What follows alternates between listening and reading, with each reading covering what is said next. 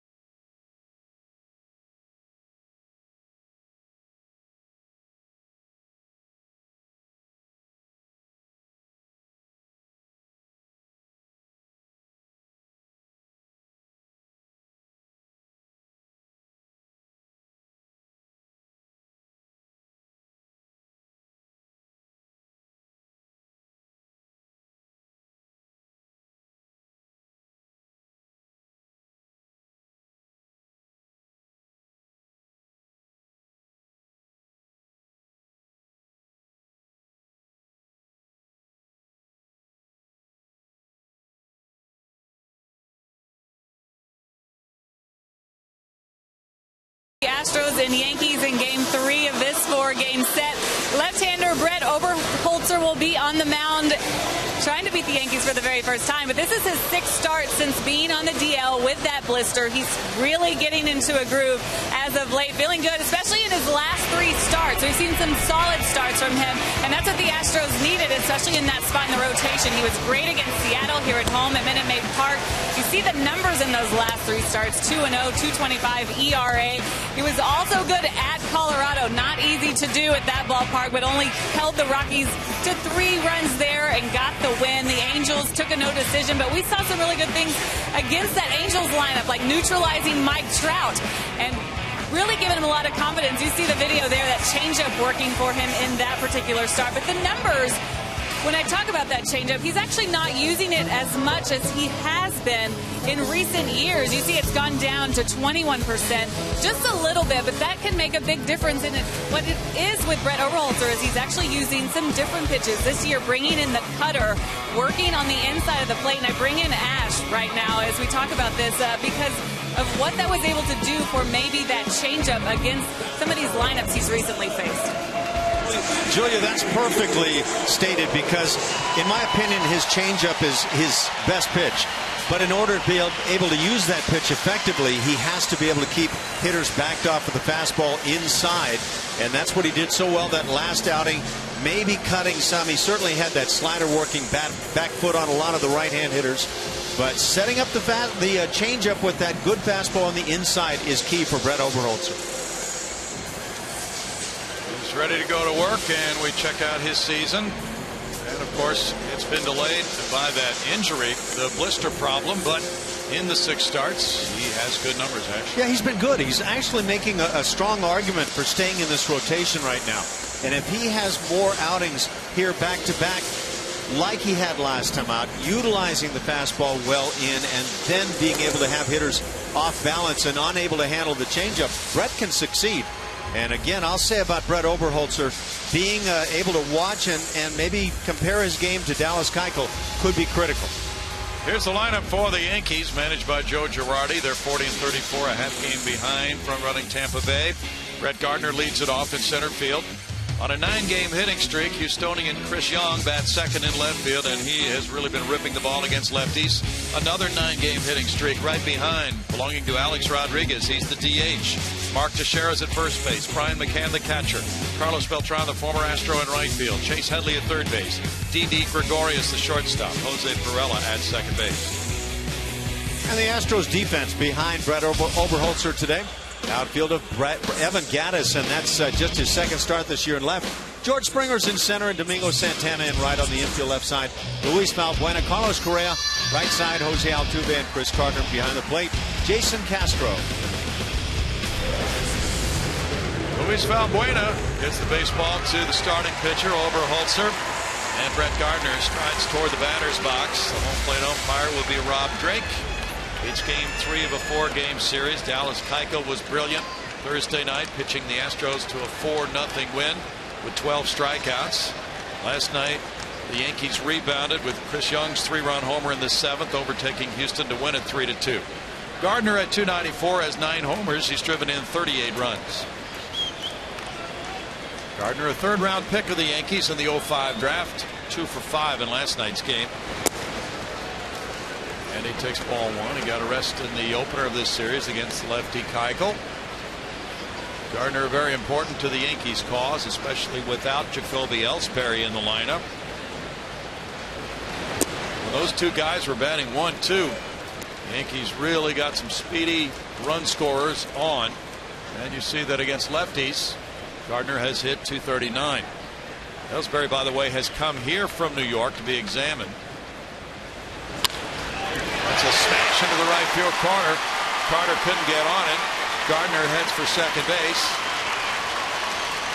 And here's the throw in on a leadoff double by Gardner, his 18th of the year.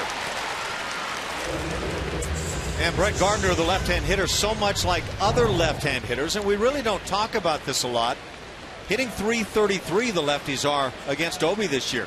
So a lot of that work we talked about coming in was talking about right-hand hitters, and he probably needs to be able to exploit that inside corner on the lefties just as much. Now the shift is on.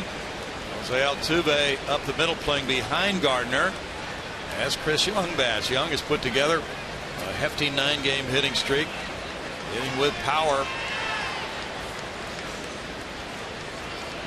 Luis Valbuena even with the bag at third as Young takes, and there's strike 1. And Young comes back to Minute Maid Park and becomes a .400 hitter for his career in this ballpark. He's been amazing here at Minute Maid, doing it again last night with that 3-run homer.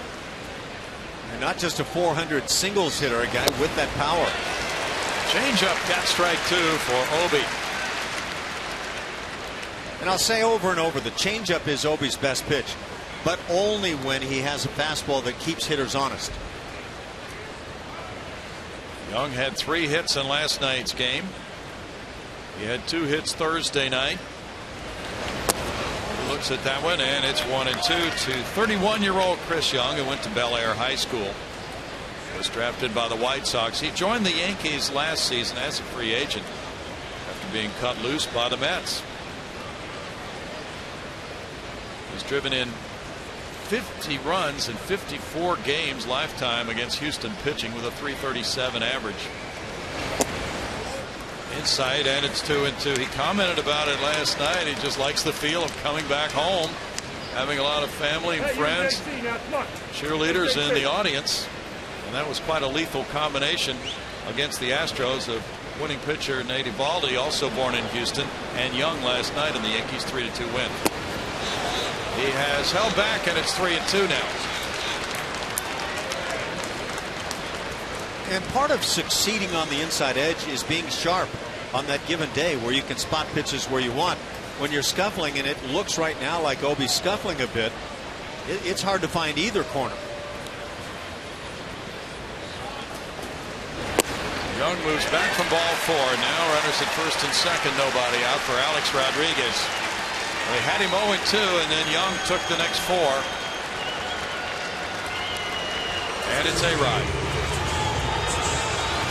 Rodriguez, like Young, bringing a 9-game hitting streak into this game, has driven in 44 runs with 15 homers. The Boo Birds are out for him, but he has had an excellent season, hitting .289.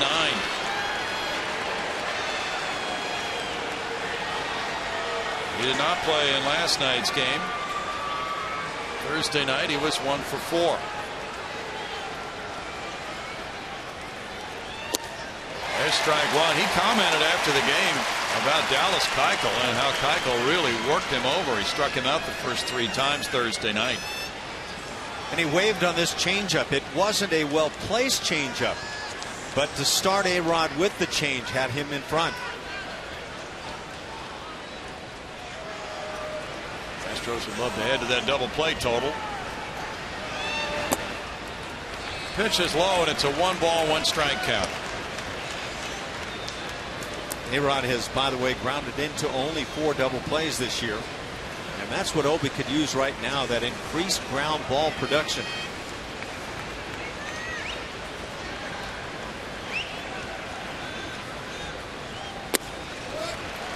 Two and one. He has been getting more ground balls this season. In fact, he has the biggest increase in the majors of ground ball percentage from last year to this year. Jason Castro out for a chat. Yankees are last in the American League in grounding into double plays. They have only 41 as a team.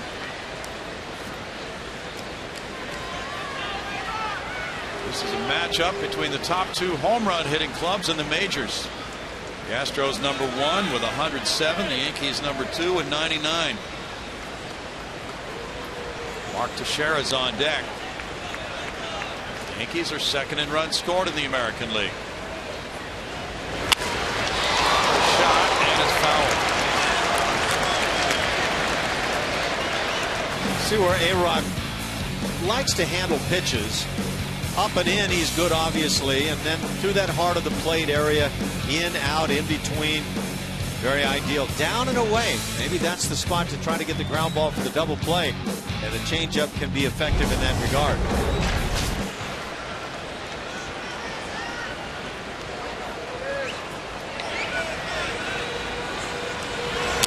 Fouled straight back with a good cut. Very hittable pitch for Alex Rodriguez, who has joined select company this year.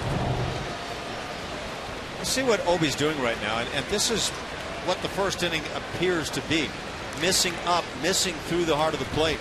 Instead of being the sharp guy we saw 5 days ago, at the knees, on the edges, up only when he wanted to be.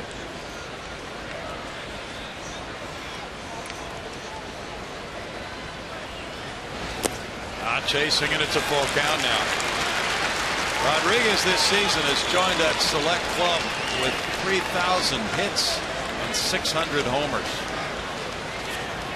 Willie Mays and Hank Aaron are the only 2 other members of that club. They moved past Mays into 4th place on the all-time home run list. May 7th, number 661.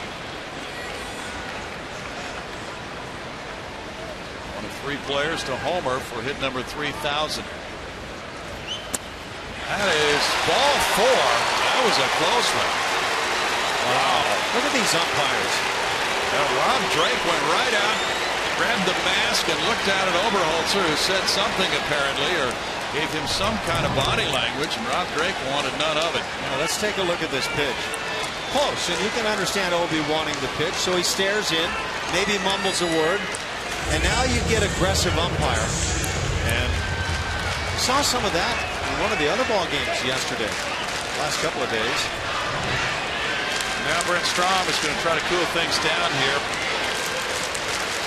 Yeah, that's Rob Drake being extremely aggressive.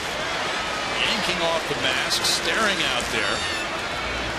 For me, it's not acceptable, and I think Major League Baseball ought to fine these guys just like players get fined when they start doing things that are deemed wrong. Now time to regain composure. Bases loaded, nobody out, and Teixeira the batter. One double and 2 walks have set it up for the Yankees.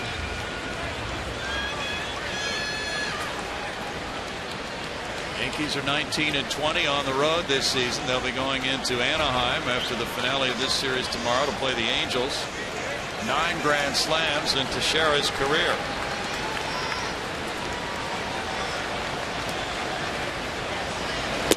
And that is strike one. Teixeira is 0 for 7 with a walk in this series.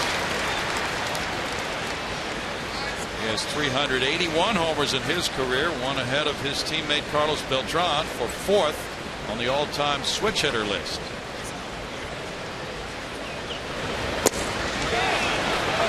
One ball and 1 strike. Oberholzer is 0-2 lifetime against the Yankees with a 4.96 ERA for 3 starts. Obi's actually missing sides of the plate that he's not even trying to go to that side. That was a changeup that he yanked to the inner part.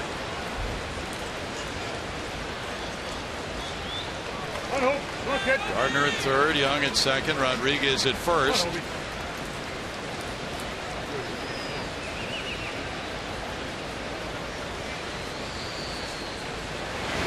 Teixeira fouls it back. Another hittable pitch.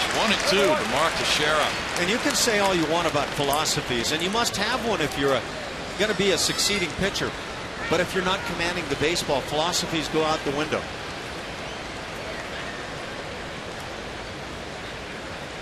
Teixeira, 35 years old, from Georgia Tech, first round pick of the Rangers in 01. Makes, and it's 2-2.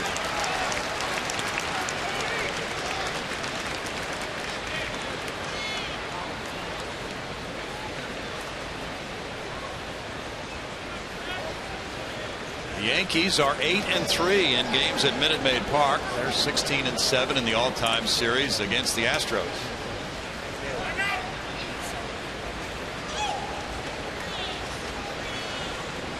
Up to Teixeira's 59 hits, 32 have gone for extra bases with 14 doubles, 18 homers for Mark. This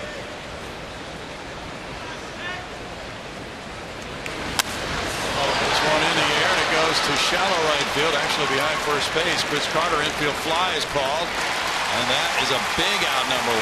Now if Oberholzer can get a double play ball, he can get out of the inning.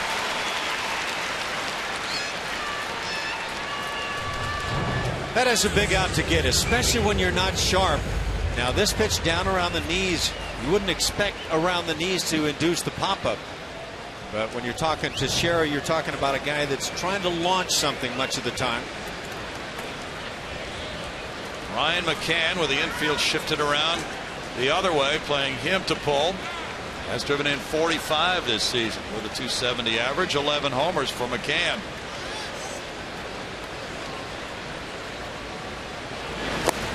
And it's ball 1. McCann had a stretch of runs batted in 8 consecutive games at the end of May. That matched the longest of his career. He's hit into 4 double plays this year.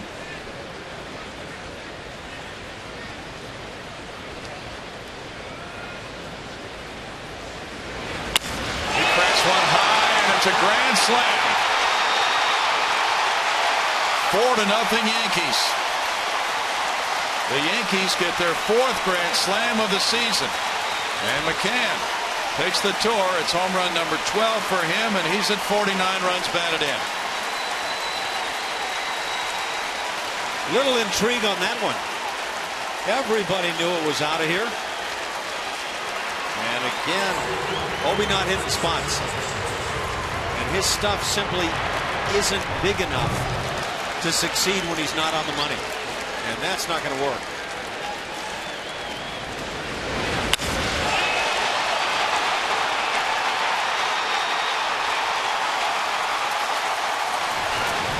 Carlos Beltran looks at strike 1. With 7 homers, 30 runs batted in, and a .262 average. McCann, with his 11th career slam, has joined Teixeira, Young, and Drew, 4 different Yankees who have hit slams this season. It's 1-1 now.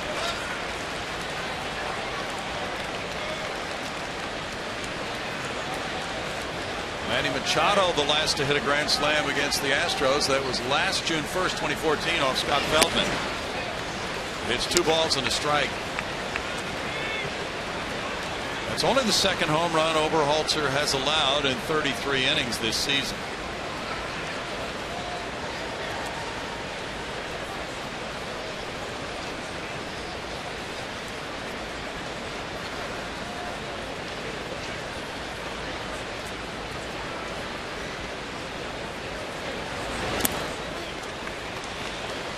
Beltran works the count to 3 balls and a strike.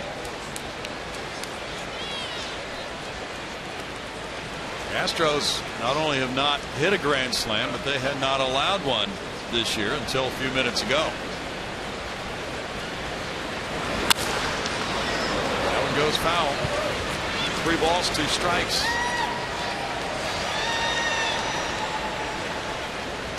Sandy got the changeup. Hello, come on, kid. Go.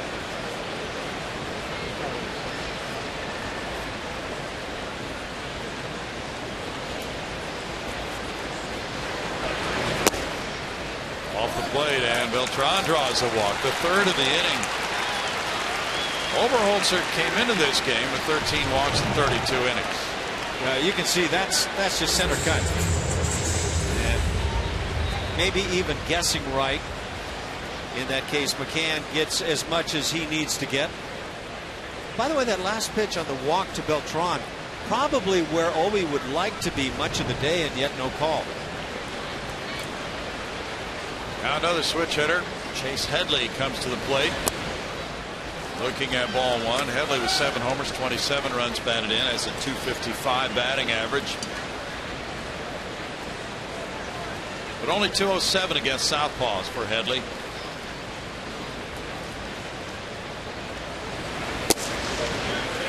He looks, and it's a strike. 1-1 the count.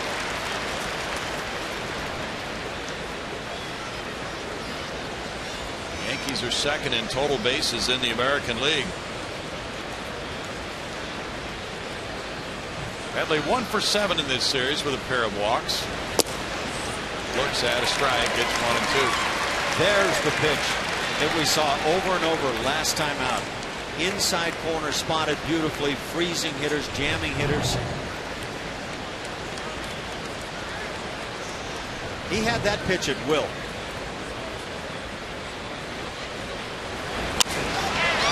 Goes out of play. This is the 7th start for Oberholzer this year with the Astros, and the first time he has surrendered more than 3 earned runs in a start.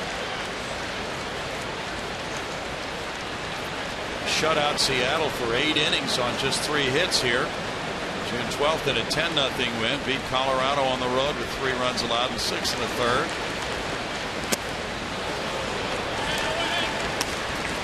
Headley works the count to 2 and 2.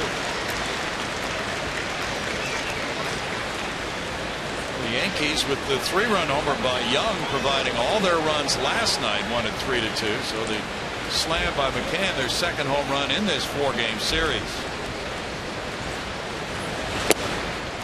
And it's a strikeout looking. Headley looking back at Rob Drake on out number 2. Obi might have caught a break with this one. Now you'd like to continue to paint right near or on the edges all day long. Maybe a break can turn things around for him. D.D. Gregorius comes to the plate.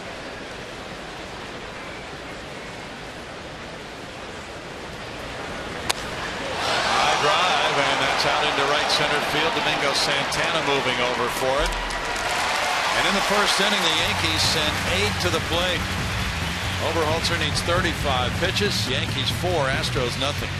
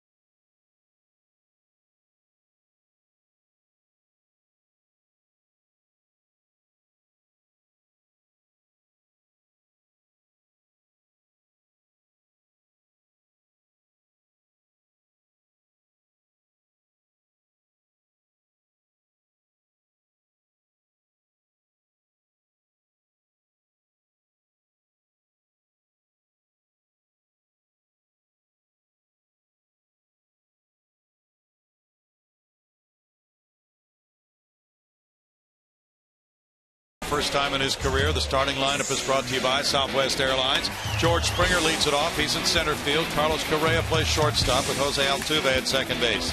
The cleanup man is third baseman Luis Valbuena.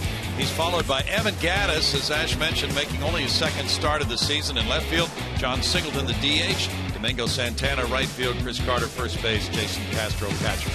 And on the hill, Masahiro Tanaka, highly famed for coming over from Japan to the Yankees. He's been really good for 5 starts up until his last start. Got roughed around, always questions about the health of his elbow, but he's a guy that has an absolute put-away splitter, and his slider has been dominating. Fastball, ball one to Springer. Springer's trying to snap an 0 for 17. 0 for 7 in this series with a walk. George swings at it. This swing has gotten big. 1 ball, 1 strike. He had a more compact swing when he was putting together that 14-game hitting streak. He's gone the other way in the 0 for 17. Well, he just swung through a 1-0 fastball at 90 miles an hour, and that should set off alarms for you. 2 balls and a strike. Springer with a 361 on base average. Has been a good table setter for the Astros since he moved into that leadoff spot. Good perch up there. He takes in at strike 2. 2 balls, 2 strikes. Tanaka came from Japan, and last year, in his first year with the Yankees, went 13-5 with a 2.77 ERA.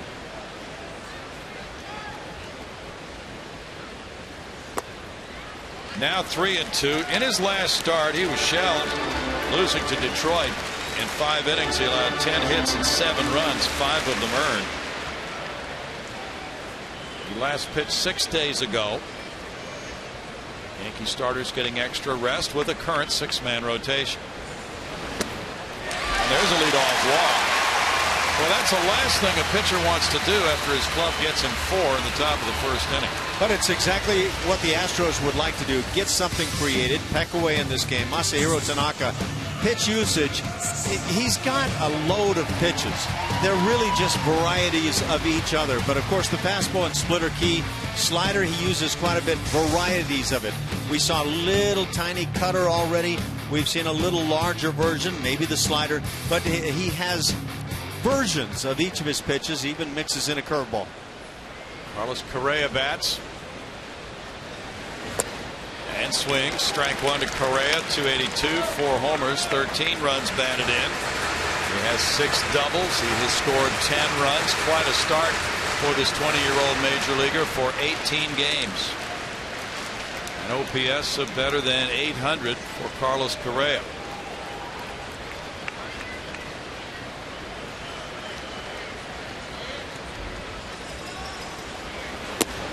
Off the plate, and it's a 1 ball, 1 strike count. But you can see already, in terms of pure velocity, that sort of thing, Tanaka's not an overpowering guy. But he is a guy that spots it well, keeps it down when he wants to, and moves the ball in all directions.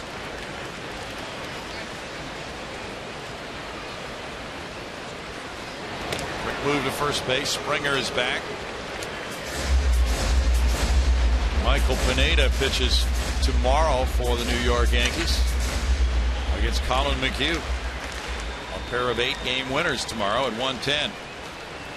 Springer 13 for 16 in steals. The Astros have 4 steals in the first 2 games of this series. Ground ball, chop foul. That's Gary Pettis, the third base coach. It's 1 and 2. And that is the famed splitter. He's got a good one. And he'll deceive hitters with arm speed on that pitch. Manager A.J. Hinch talked about that before the game in his media session. The splitter has been yielding a batting average of only .213 against Tanaka. He said we've got to lay off that low one. Runner going, and it's bounced foul.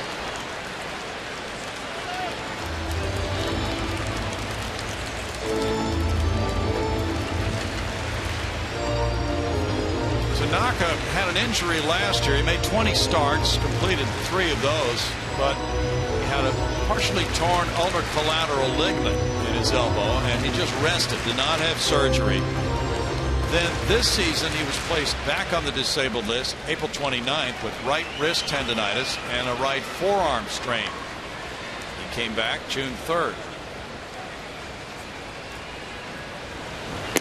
Up and in for a ball. 2-2 to Correa now. When I hear that terminology, for me it's always a code for elbow or something very near the elbow.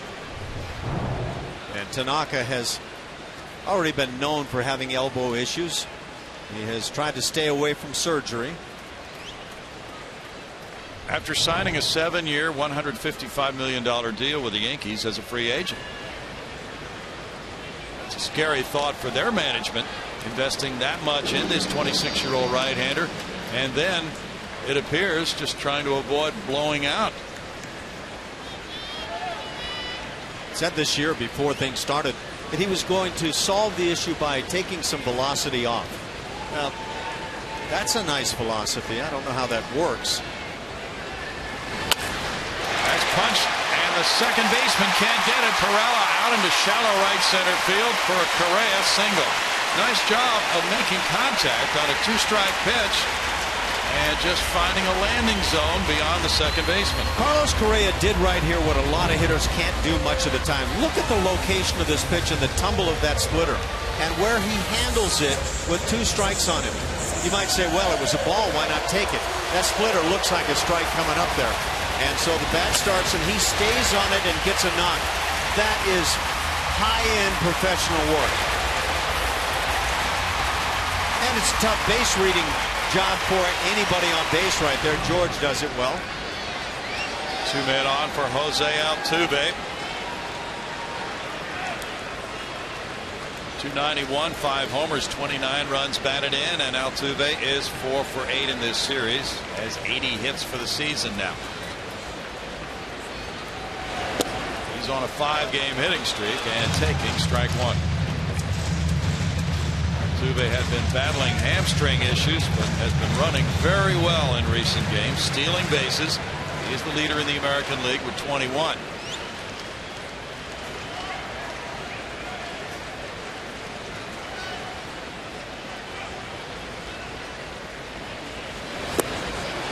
It's no balls, 2 strikes. Luis Valbuena on deck. Right-handed batters are hitting only .202 against Tanaka this season.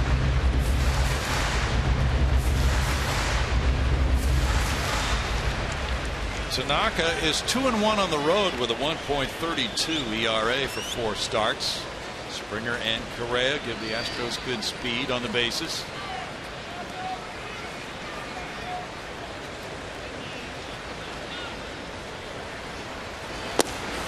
Tight to Altuve. That takes it to a 1-2 count.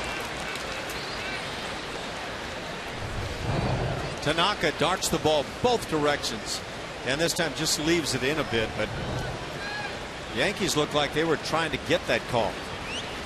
The Yankees have used 23 pitchers in the month of June, their most ever in a calendar month, except September when the rosters are expanded.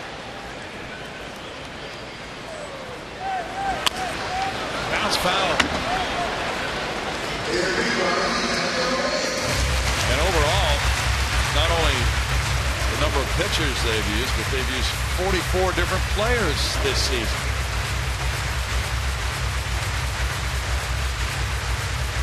Last night, Nate Eovaldi of Alvin was very good. He was born in Houston, went to Alvin High School.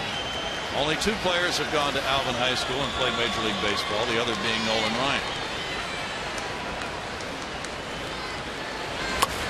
Reaching out and tapping it, Altuve hit what looked like ball 2 and hit it foul. He stayed alive with 2 strikes in the count. Well, he is certainly a plate expander with 2 strikes, some might say, and it would be true at times. He expands at all times. But if he keeps this ball fair, nobody's going to throw him out. That's an achievement to foul that pitch. Yes, it is. Like his arms expanded by about a foot to get out to that one.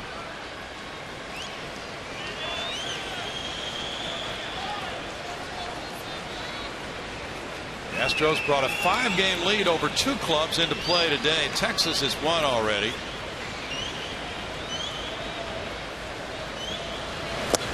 And a strikeout gives Tanaka out number 1. Now Valbuena. Tanaka turns to Mr. Splitty. Spots it well. I think Jose thought he got a pitch to hit initially, but the ball just dives.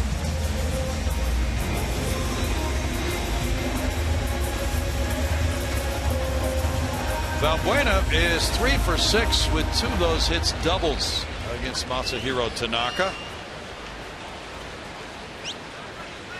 Leads the Astros in homers with 19, and he's driven in 35 with a 197 batting average for Valbuena. He looks at it, and it's ball 1 for the left-handed hitter. He is 0 for 5 in this series. Valbuena, though, in his last 12 games has an OPS of 1126, 6 homers, 11 runs batted in, including a 2-home run game. Evan Gattis is on deck.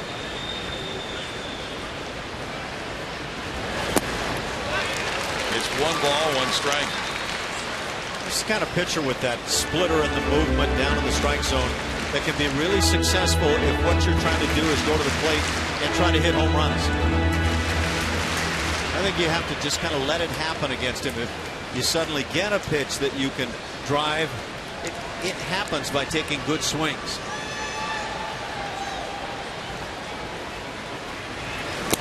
Valbuena chopped at it and fouled it. 1-2. And after all that off-speed stuff and the splitter breaking downward, then a 90-mile-an-hour fastball up in the zone feels like it's probably more like 98. And that late defensive swing on it. Only Albert Pujols with 23 has more homers in the American League than Valbuena. It's time to J.D. Martinez and Mike Trout for second. High. 2 balls, 2 strikes to Luis. 14 of Valbuena's 19 homers have been solo shots, and 14 have come against right-handed pitching.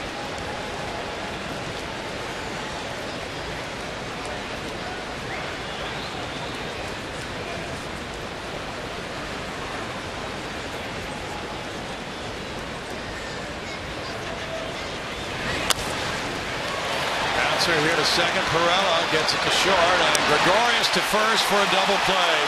4-6-3 to end the Astros' first inning threat, but it might be reviewed. Yes, A.J. Hinch is out.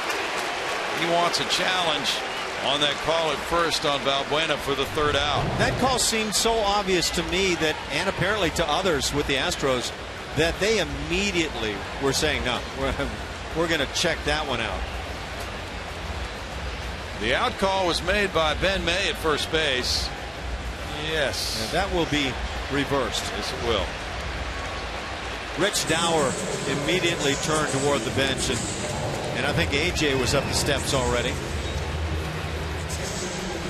We were just talking about this yesterday, that very seldom does a manager use a challenge in the first inning.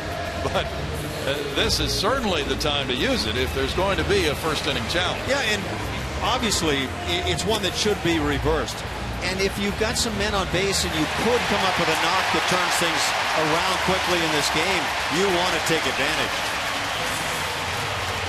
In this case, these umpires, and Joe West is the crew chief, are looking at the replay on El Grande, the big board, and they can see it. Yeah, I wonder if there's a stipulation that says for the in-stadium umpires, if they can say to New York, you know what, don't need your help right now, we've got it right here. I don't think so, but that's a good question. But they're looking at the same play in New York, of course, and safe is the call. It's overturned. So that means that A.J. Hinch will not lose his challenge. He'll get another one. And we'll take a peek around at the defense of the Yankees. Chris Young in right, Brett Gardner at center, and Carlos Beltran in right. Left side of the infield, Chase Headley and D.D. Gregorius. Right side, Jose Perella Mark Teixeira. Brian McCann with that grand slam already behind the plate. Well, that prolongs the inning. The overturned call gets Evan Gattis to the plate with runners at first and third and 2 outs. Gattis is on a 4-game hitting streak. 236 average, 13 homers, and a club-leading 46 runs batted in. And he's had a big series, 4 for 8, 3 runs batted in for Gattis. The Astros could use a lift right here. Ball 1. That is the pitch that Tanaka is going to serve much of the time, right under the knees. John Singleton is on deck. Gardner a few steps toward right center. Gattis takes it. It's in, and it's 1-1.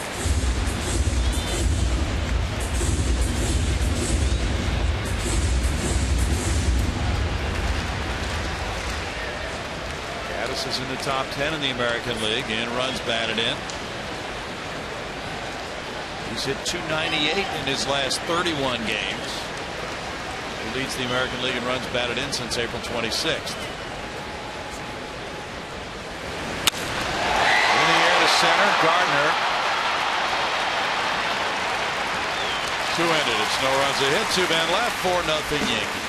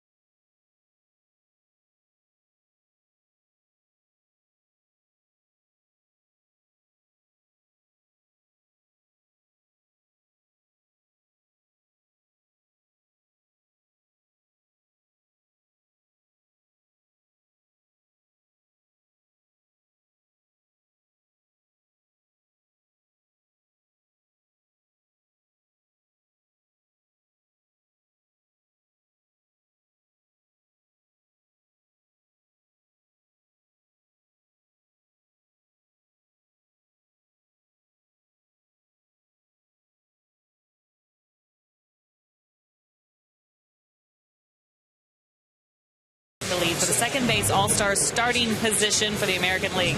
Make Houston proud and vote Altuve now at Astros.com/vote. And his teammates supporting him too with their Yes Way Jose shirts on. That was for, oh, of course, Jose Altuve's not going to wear his own shirt, but he's loving that his teammates are wearing it today. I love that George Springer came out and asked A.J. Hinch during his media session, hey, can we wear these? And A.J. said, of course. So there they were. Yeah, look good. 4-0 Yankees. Jose Pirela takes the first pitch from Brett Oberholzer. Here's how you can vote. Voting continues through July 3rd. That was ball 1. It's 1-1. Pirela at 236 has 1 homer, 3 runs batted in. You know, that comment by Julius sounds so much like what AJ strikes me as. He doesn't react the way so many of us do. He just, is there any harm? No, go ahead. 1 out as Altuve catches the pop-up from Pirela. And it's Brett Gardner coming around for the second time. He opened the game with a double to right field. Past a diving Carter up the line. Oberholzer falling behind him. And he threw a bunch of pitches. He's at 39 for the game already. That first inning, the total inning was a 62-pitch inning.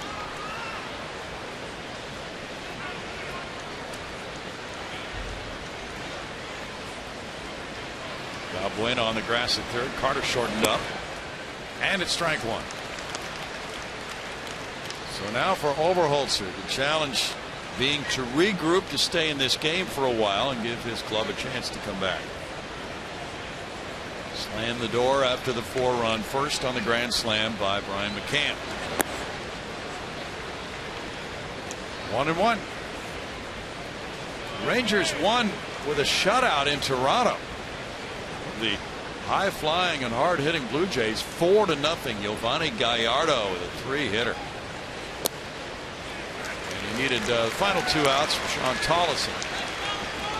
That's a strike to take it to 1-2. So at the moment, the Rangers have pulled it within 4.5 of the Astros. The Astros beginning the day with a 5-game lead over both Texas and the Angels. Rangers climbing to 1 game over 500 now. That's a line drive to left field, and that is going to one-hop the wall. Gaddis will make a throw into second. That's another double for Gardner. 1 to right field, 1 to left field. A pair of 2 base hits, 19 for the season. It's hard to read this play in left field. Evan Gaddis only out there, as we said, for the 2nd time this year as a starter. And you get that line drive almost right over your head. That's tough for anybody. But it's also kind of a reaction to say, well, would anybody else have gotten to this ball? And again, to me, it's a tough read on that line drive. Like he was trying to decoy. The Yankees have 3 hits, all for extra bases. Chris Young comes up. He drew a walk and scored a run. And with nobody on base, I'm not sure where a decoy has any value. Unless there were some ducks in the area. Well, maybe some of the fans were decoyed. There's ball 1. Is it duck hunting season? You know you're going to have. There's a couple of guys I can direct you to on the team. It is somewhere, right? So, that's right. It's also 5 o'clock somewhere, I hear. Yeah. In for a strike. It's 1-1. That Ranger club had been in a bit of a tailspin, pulling out of it today with a shutout win. Texas had lost 6 in a row.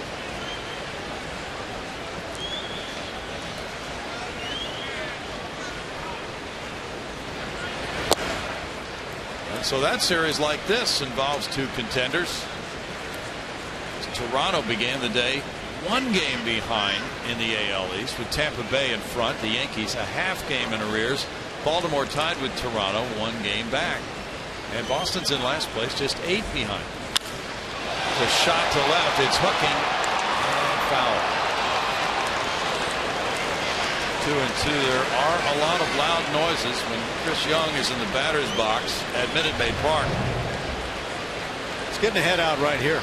And his eyes, his head was right down on the baseball, not flying early. Well, he's been on everything. He's had 10 hits in his last 25 at bats. Yeah, you have to wonder what would he be like if this were his home park. The numbers are absolutely staggering for Young at Minute Maid Park. 409 batting average, 9 homers, 33 runs batted in, 25 games.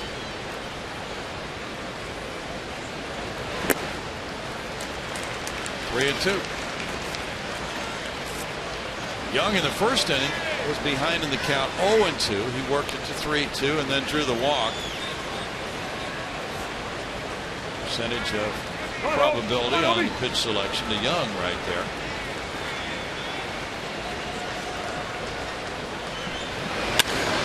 He hits this one high to left field. Chris Young does it again. 2-run homer for Young. That's a 10-game hitting streak for the Houston native. Home run number 10, 25 runs batted in.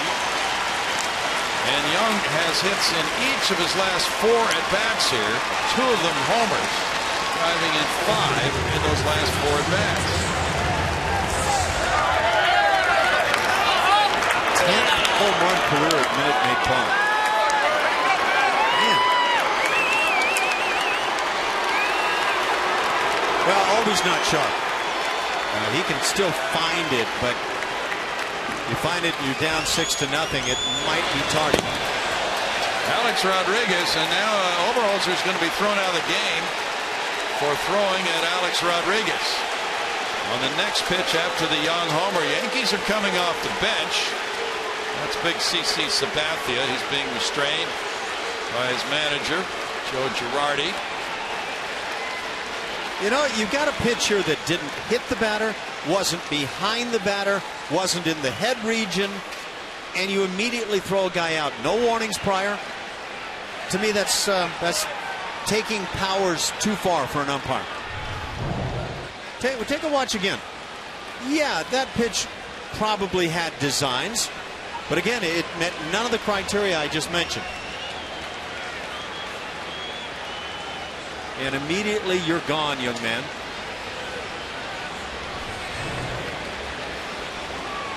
I don't like it.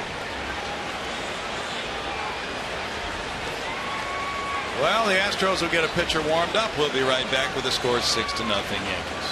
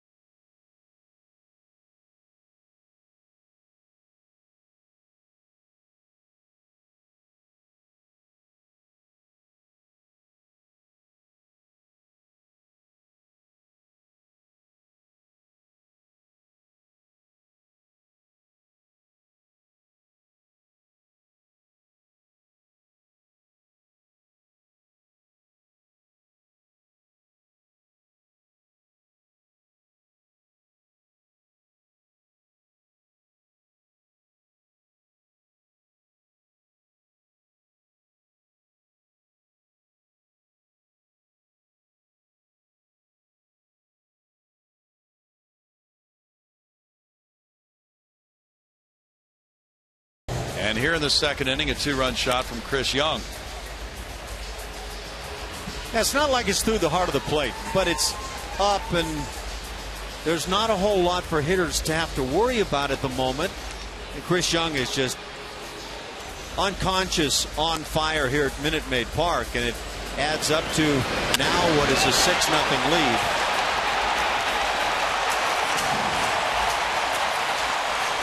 And of course, Obi gets ejected with this pitch. And again, I won't deny there were designs with that pitch, but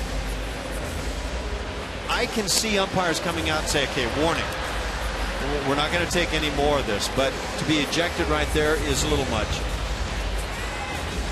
So Rob Drake, the home plate umpire, read intent to hit batter on the part of Oberholzer, tossed him out of the game. Now Roberto Hernandez, who just pitched in last night's game a few hours ago, an inning and a third, giving up 1 hit, no runs, is warming up. It's really a difficult situation for A.J. Hinch to have to go to his bullpen here. Chad Qualls was just placed on the disabled list yesterday. That took the relief corps from 8 pitchers down to 7. And Hernandez pitches in consecutive games within just a few hours of the 2 appearances, Ash. It's tough. It's tough for him personally. It's tough for the ball club, the position now that they are put in. And so for Roberto, what this is do something big for the team and kind of earn some stripes right now. Not sure what Joe Girardi would want to know under that circumstance. There's no warning issued, right? There's just the ejection. That may be the question. Maybe there was a warning and we didn't know about it, but we just saw the ejection. And usually the umpire, in that case Rob Drake, would point to both benches indicating that they had both been warned. So in other words, the way it stands right now, if there has been no warning, the Yankee pitcher would be allowed probably to retaliate, unless, as the intent was read by Rob Drake, it's viewed an intentional pitch at the batter, and then he could, of course, toss that pitch. But with a 6-0 lead, Tanaka would not be interested in retaliating at this point. No, it's really tough on the pitching side, because one of the tenets of pitching that the old timers used to always have is, if you don't brush a guy back off the plate, you're not doing what you need to do to be successful. Well, the fact that Rob Drake just went out and talked with Roberto Hernandez might lead us to think that there has been a warning to both sides. Otherwise, why would he do that, Ash? Yeah, I think that's valid. And I didn't see Joe Girardi shaking his head as if, no, I'm in disagreement with that decision. I kept seeing AJ shaking his head, and I'm really curious, is he upset at umpiring work or his pitcher's work? That pitch is ball 2, and it's 2-0 to Alex Rodriguez. Hernandez pitching well last night, kept the game close, coming in the 8th inning with a man on base, going an inning and a third, allowing 1 hit, no runs. And now it's 3-0. Hernandez threw 18 pitches in last night's game. Oberholzer threw 50 pitches for his day today.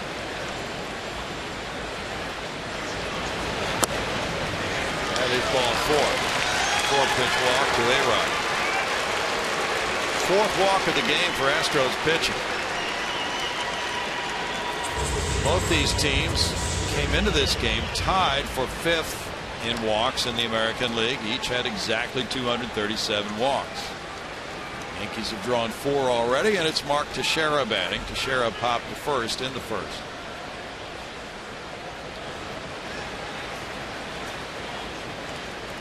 This is the 5th relief appearance for Hernandez. He's the number 5 starter. There is strike 1. And in his 4 relief outings, he's given up 1 earned run in 9 1/3 innings for a 0.96 relief ERA. He made 11 starts. 1 ball, 1 strike. Incidentally, today, Mark Appel is making his AAA debut for Fresno, having just been promoted from AA Corpus Christi. And they also have an afternoon game. Out to center field for George Springer. That's odd number 2. And Brian McCann comes up. Hernandez in his first 8 starts had a 3.99 ERA. Very respectable these days.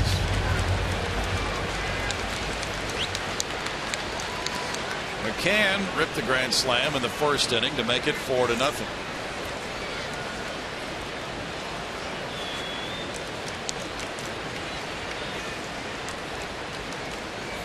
Before that swing, 27 of his 33 homers as a Yankee had come at Yankee Stadium. Strike 1 to McCann.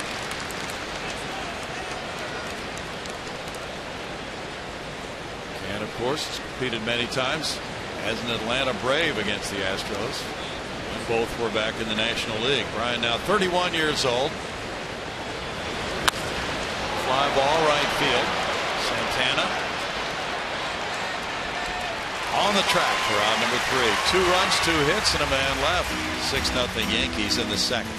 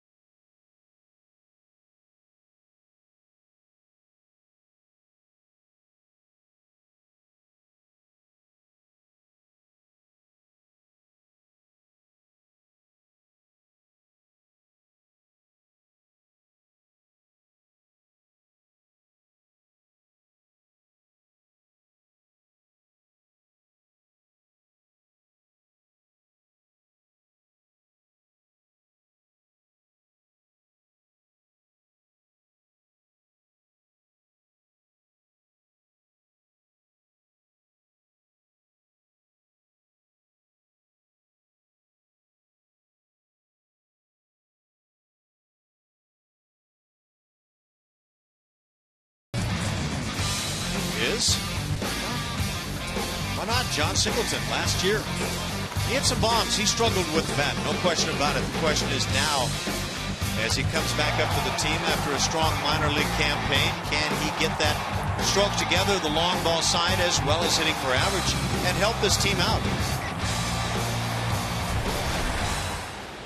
In full view of his family. Now he comes up for the first time as an Astro in 2015 and looks at ball one from Tanaka. After hitting .280 at AAA Fresno with 17 homers, 66 runs batted in, and an OPS of .940 with those numbers from last season with the Astros. Played 95 games with Houston last year. In the air on the infield, and they all converge. Mark Teixeira's calling. That's one out. Singleton joined the club in about the second inning last night, having traveled during the day from Reno, where Fresno's playing. Domingo Santana also knows his way around the PCL. Since coming up to Houston this season, he's hit .227 with 2 homers, 6 runs batted in. His first playing time in this series. And it is ball one. Santana in his last start at Anaheim went 0 for 5 against the Angels on Wednesday. Had a couple of hits and drove in a run Tuesday night in that series. It's 1-1. Santana has started 2 games in left field and 5 in right now, including this one for the Astros since his call up from AAA.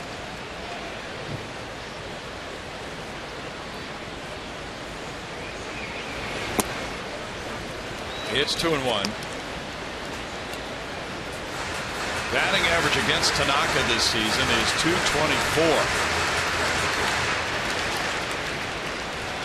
Santana was not in the original starting lineup. It was changed before game time. Colby Rasmus was in that lineup playing center field. George Springer was in right in that lineup, but it was changed because Rasmus was scratched with a skin infection.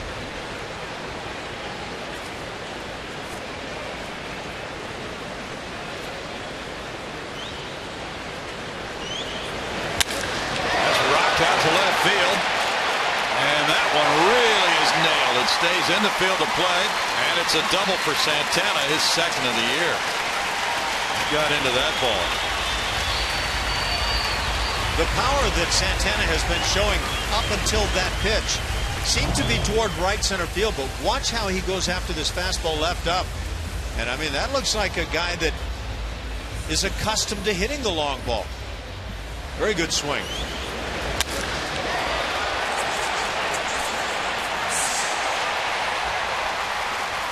Nothing to change there at all. He's aboard for Chris Carter with 1 out. 2 hits for the Astros.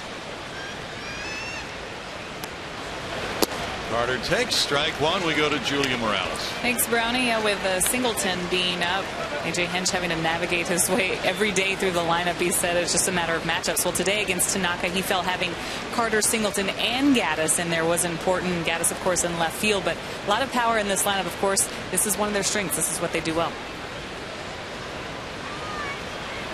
That's out to left center field. A long run for Gardner. He won't get it. That one is off the wall. It rolls up on Taos Hill. Santana scores. Carter will check in with an RBI double. 6-1. 11th double for Carter. That's 36 runs batted in for Chris.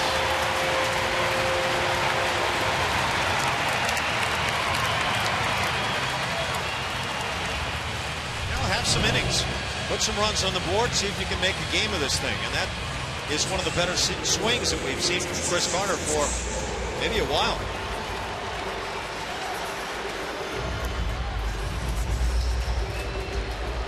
Back-to-back doubles get Santana home and Jason Castro to the plate. 6-1 game. Castro looking to build upon what has started here with 1 out. Springer's on deck.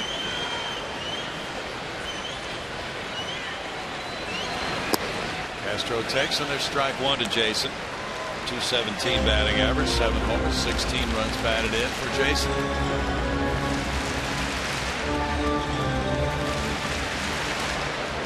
Astros 0 for 3 in this series. 0 for his last 8. Hank Conger did the catching last night, had a double and a walk.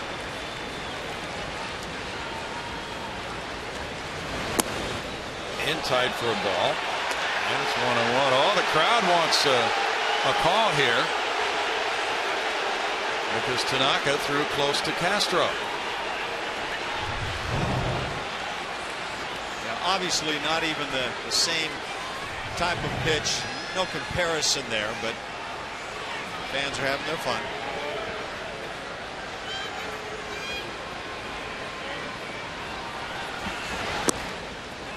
In for a strike, and it's 1-2. Castro looking back at Rob Drake after that call.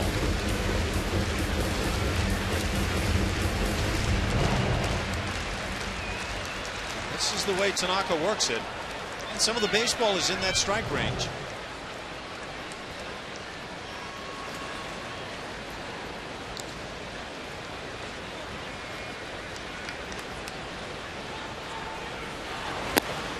Astros down on strikes. That's punch out number 2 for Tanaka. And Springer will bat. Astros haven't had a game like this for a while now. Trailing 6-0 in the second inning. Most hitters, once they swing at that pitch and it's strike 3, feel like they've been dealt with unjustly. And there's a tendency for a look or a comment. George Springer drew a walk in the first inning, advanced as far as third base. And strike 1 to George. Coming into this game, the Astros were 4th in runs scored in the American League, and they had outscored their opponents by 50 runs. They were 10 games above 500, 43 and 33, so the Pythagorean theorem for them is right on. 10 games above 500, 50 runs more than their opponents.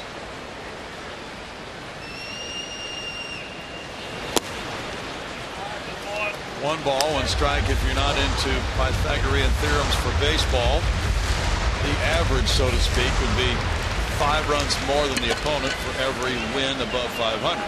So the numbers haven't always added up that way for the Astros this season, but for this very moment, coming into this game, they were dead on. Yeah, a couple of weeks ago, they were actually a few wins ahead of where they maybe should have been. Line shot to left. Here's the go-ahead for Carter. And the throw to the plate is not there. RBI single for Springer, and it's 6-2. So the big Chris Carter, not fast, beats a throw to the plate. Young's throw not good on the 2-out send by Gary Pettis. Gutsy send, but one you make with 2 outs. And as much as anything, yes, I love seeing the run on the board, and the Astros need to keep doing this, but this at bat by George gives you that promising feel once again. That snaps the 0 for 17 for Springer. This throw drifting offline, and it's just not a strong throw. Carlos Correa singled over the second baseman's head. He gets a big curveball, and it's strike 1. We showed it earlier. The assortment of pitches for Tanaka is probably as extensive as for any major league pitcher. Fastball, slider, split-fingered fastball, cutter, curveball, changeup. Pitch and sink should be in there somewhere.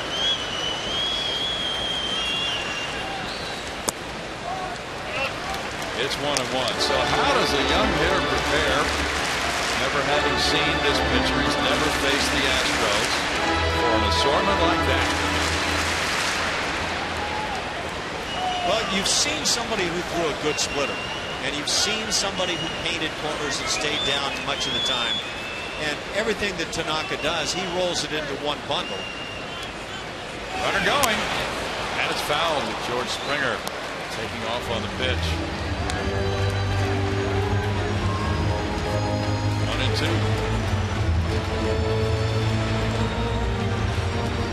The Yankees leading here 6-2 have been very good at throwing out opposing base runners. They've allowed 26 stolen bases in 41 attempts. The Astros lead the league in steals with 61, and they have stolen 4 bases in 5 tries in this Yankee series.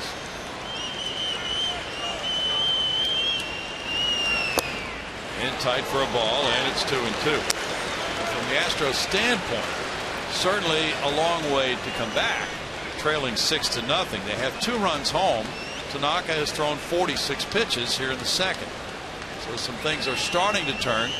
If they are to win a game like this, they have a whole lot of work to do, but there is some hope here that they can get it done.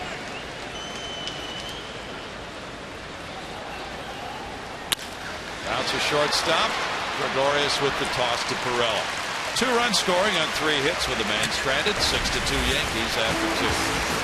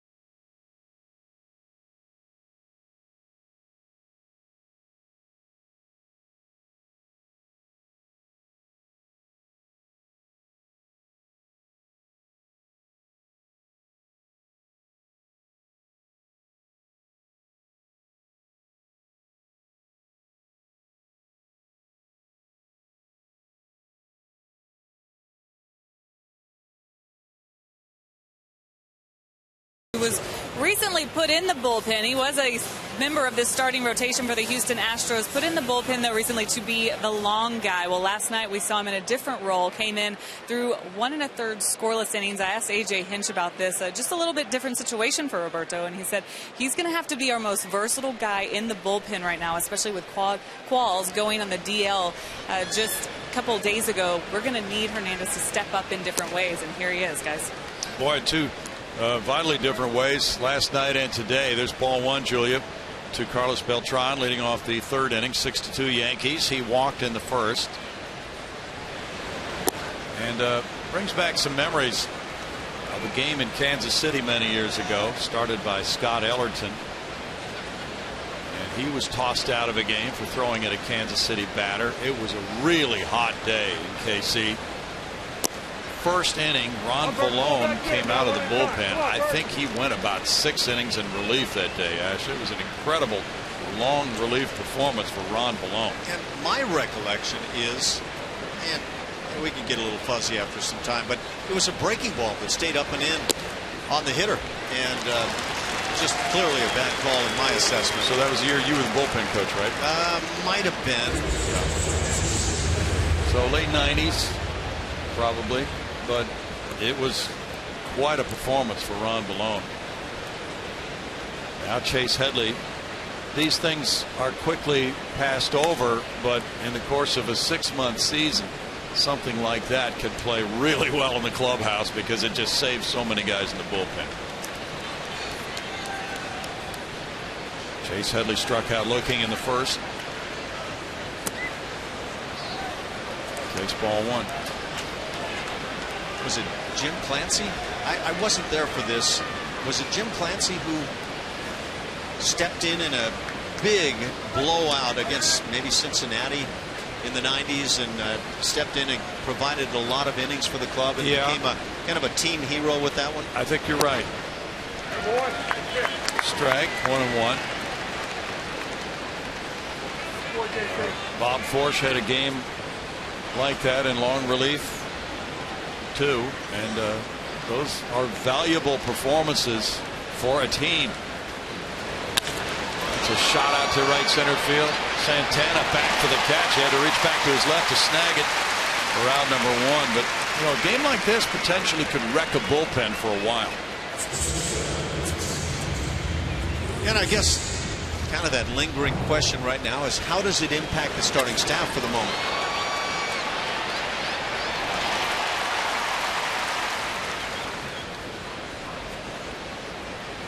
Santana reaches back, spins around, and that got a little intriguing.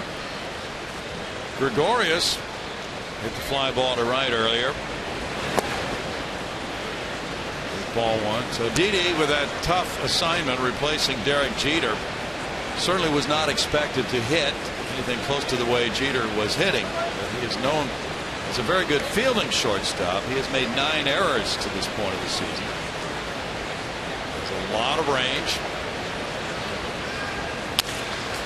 Rolls one into right field. Not well hit, but he found the opening. Santana comes up with it, and Gregorius is aboard with a single. Looking for games on certain days of the week with giveaways, your favorite rivalries, or maybe a little of each. With the Astros 14-game flex plan, you can get to pick the games and seat locations that work best for you. Purchase your 14-game flex plan today by visiting astros.com/tickets or by calling 1-877-9-ASTROS.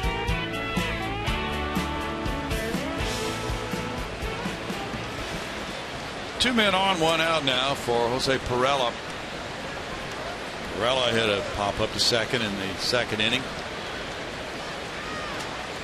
Well, just thinking through that situation you posed with the rotation and the bullpen, it's not at all surprising if a starter who gets removed from a game super early is in effect then sort of the long man 2 or 3 days later in the bullpen. There's ball 1. One way to do it anyway. Here's that game. It was July 8, 2001 at Kauffman Stadium in Kansas City. Astros 14, Royals 5.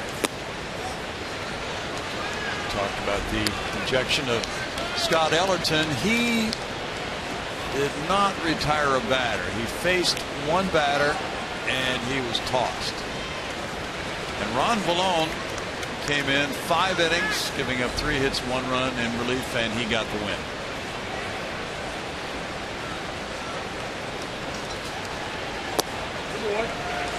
In for a strike. 2-1. I believe the game I'm thinking of in Cincinnati, I think Clancy started it. That might have been what it was. And he got shelled, and Forsch came in and went about 6 or 7 in relief.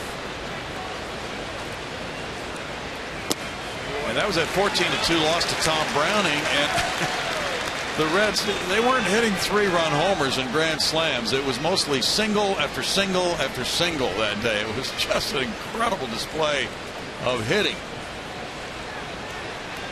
2 balls, 2 strikes.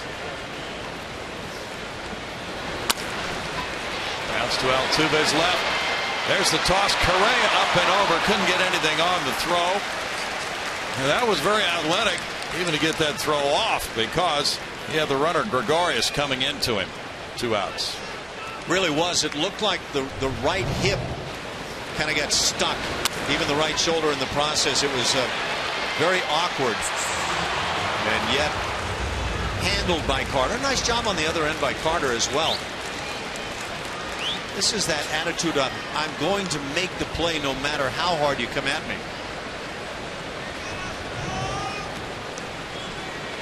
Here's some good research by Phil Boudreau in that Ron Vallone game we were just talking about, 2001 at Kansas City. A.J. Hinch and Carlos Beltran both played in that game. No kidding. AJ was a catcher for the Royals then. If only we could get Joe Girardi to have been in that game. Foul back, strike one to Brett Gardner, who has 2 doubles and 2 runs scored.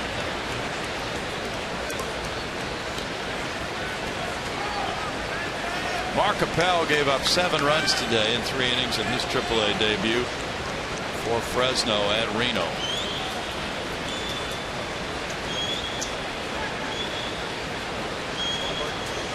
Third at bat in 3 innings for Brett Gardner.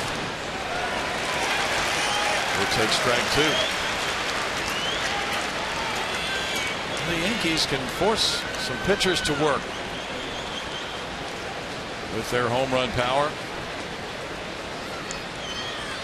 And without one of the top table setters in the game, Jacoby Ellsbury, who came in this weekend to work out for the Yankees. The sprained right knee having kept him on the disabled list for about 5 weeks now. They might be about to send him out on a rehab assignment. Runner going to second, no throw. Castro looked back to third. Perella gets a steal, his first of the year.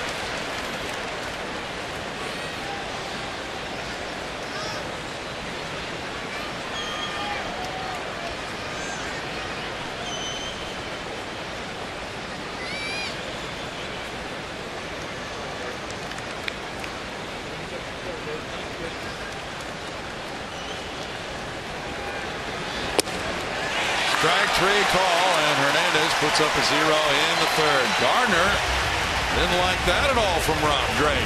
So Drake's having a rough day at the office so far. Yankees lead it 6-2.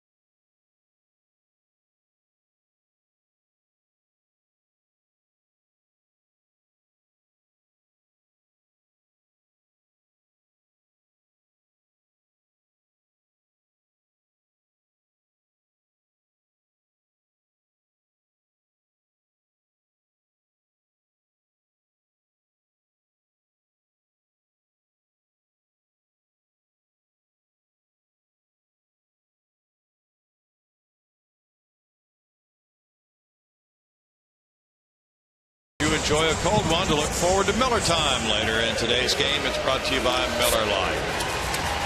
Jose Altuve coming up toward the batter's box for his second time at the plate today. He struck out in the first inning. The Yes Way Altuve t-shirts were handed out to the first 10,000 coming in the gates today. And it's a big weekend for Astros fans to vote for Altuve for the American League All-Star team. He's running second to Omar Infante of Kansas City. Showing bunt, taking ball 1. Kansas City will be here Monday night for a 7-10 game. Lance McCullers versus Joe Blanton. Tuesday night at 7:10, it's Dallas Keuchel and Danny Duffy, a lefty. Wednesday at 7:10, Vince Velasquez and Edinson Volquez. Foul ball for Altuve. 1-1. Tomorrow at 1:10, Colin McHugh and Michael Pineda will wrap up this series. The Astros will be in Yankee Stadium in late August to complete the season series.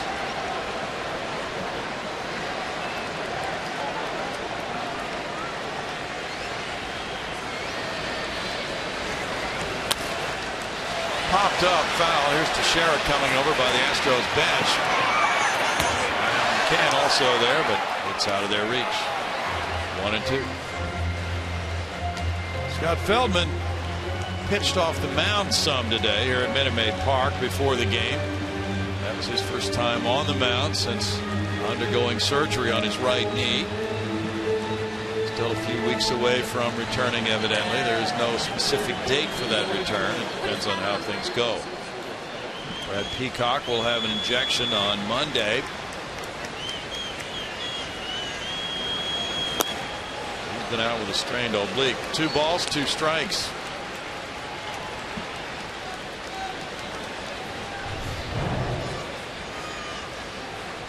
Roberto got one out there, but it goes back and forth. Tough job being an umpire. It's not easy. Still 2-2. I think it's a lot easier to umpire from where we're sitting. Oh, know that. No penalties, no responsibilities. Instant replays, strike boxes. Give me just a second on that call. I'll give it to you in a moment. Yeah. No players to contend with. Grounded foul. Oh, you'll hear from them tomorrow. Well, there haven't been many arguments with umpires now since last year when the replay system came in. It's a kinder, gentler nation of baseball, isn't it? Yes. The final decisions are made on these replay reviews in New York. How can you argue from here with somebody in New York?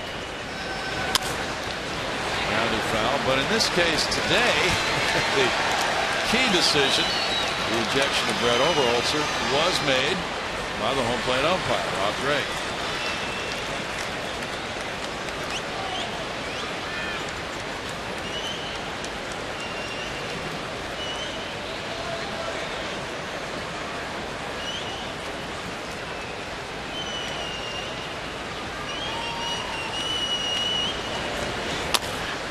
Chop to second, Perella charging.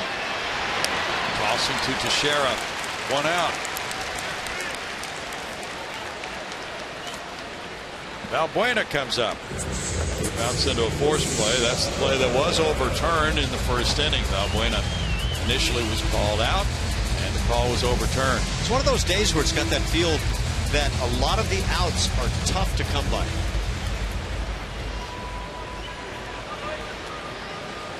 Infield shifts around for Valbuena, and that is almost always the case when he's the batter.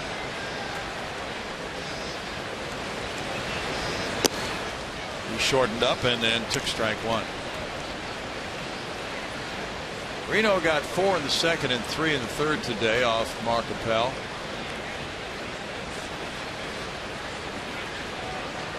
Appel in 3 innings, allowing 7 hits, 7 earned runs, walking 2, striking out 1. Bouncer first, Teixeira. 2 outs. And it's Evan Gattis following. He hit a fly ball to center in the first. Second time this season Gattis has started in left field. All of his other starts have been at DH. He has been a catcher in the past and played some outfield as well for Atlanta. A little first base, but first base has never been in the plan for him. He never did anything with getting ready to play first base in spring training. And the Astros had wanted to play him in the outfield several times this spring. Got him into some minor league action, but he hardly ever had a ball hit to him. He was sidelined by an injury for a while in the spring. So he's been almost exclusively a DH all year. And it's strike 1 to him.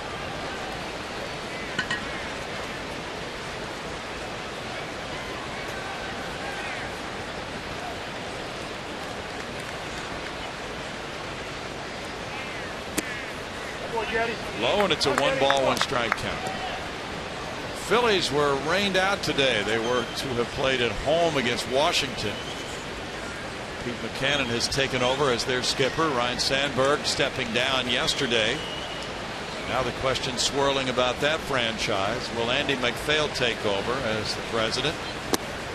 Pat Gillick, apparently, who is, I believe, 77 years old, wants to now just become a consultant, according to stories.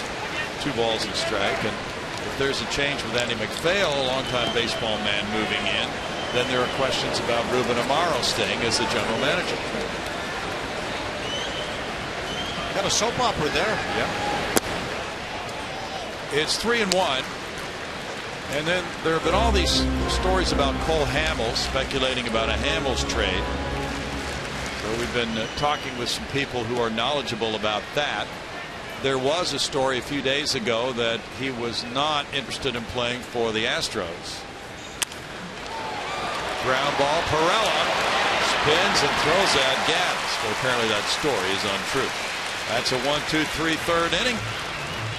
And the Yankees lead the Astros 6-2.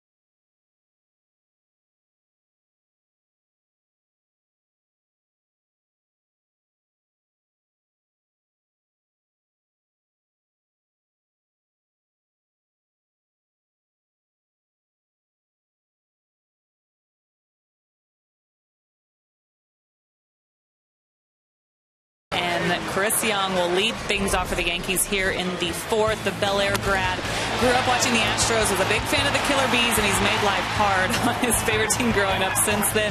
Coming into today, he was a career .337 hitter against the Astros, .410 right here at Minute Maid Park. His 10th homer here at Minute Maid Park came just in the 2nd inning, and A.J. Hinch actually was with Chris Young in Arizona, said he knew then that he loved coming to Minute Maid Park, loved being at home in front of his fans, sees the ball well here, and he said we have to figure him out in the next couple of games. It's been incredible what he's done in this park. There's ball 1 to him. He has a walk and a 2-run homer today. Incredible numbers for Young here at Minute Maid. 1 ball, 1 strike to count.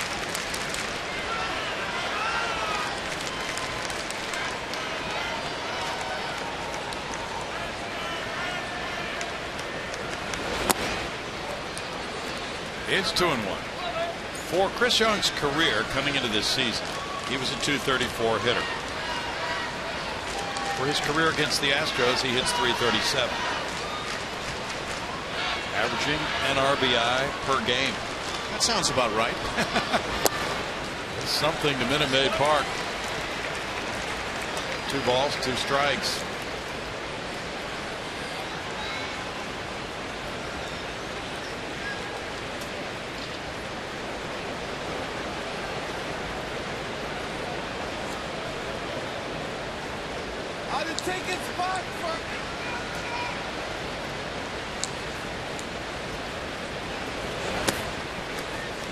It's 3-2. This was an expected sellout today. And if it is a sellout, and there were only a few tickets remaining as of last night, we don't have an announcement yet on the game. It will be the first at Minute Maid Park since 2012 outside of opening day. Another good crowd expected tomorrow. There's a strikeout, and Young is retired for out number 1. Who else has come from Bel Air High School? Jose Cruz Jr. How about that, Brownie? Yeah, let's see. Knobloch and about Mika Okafor? Yeah, I didn't know about him. Dennis and Randy Quaid. Also, Jeff McElroy. That's a big star. Well, he used to work on our telecast for many years. Now Alex Rodriguez, the batter. See, Richard Linklater? Yeah, he was on the air with us last night. Right. Did you see his movie, Boyhood? No, I haven't seen it. All right. It only won how many awards? How many awards does it take for you to see a movie? Well, that all kind of falls in that depends department. Okay. I'm not talking about diapers. No. By the way, another Bel Air High School graduate, famous name in baseball, Jackie Moore. Jackie's from there. Yeah. Got to see him during the offseason on one of the caravan events up in Austin. Good. How's he doing? Doing great. Still looks young as can be. Bouncer third. Oh, it goes on by Luis Valbuena up the left field line, giving Alex Rodriguez a chance to reach base. He's trying to play that short hop to the backhanded side, and it didn't work out for Valbuena. He has been very good on backhanded plays. Can't say too many times about how tough that second hop can be if you play it back like this. Now, had Valbuena been able to come up and maybe take this before it bounces, got a much better shot, but in that position, you're just playing a hoping game. And it did not work out and cost him his 4th error of the year. Now he's moving around in the shift for Mark Teixeira. Teixeira 0 for 2. A little bit more on that Cole Hamels situation because the inning ended when we were talking about it. Strike one. Evidently last fall, Cole Hamels in his contract had the provision he could list 20 teams to which he would not be traded. So only 9 were on his approved list for a trade.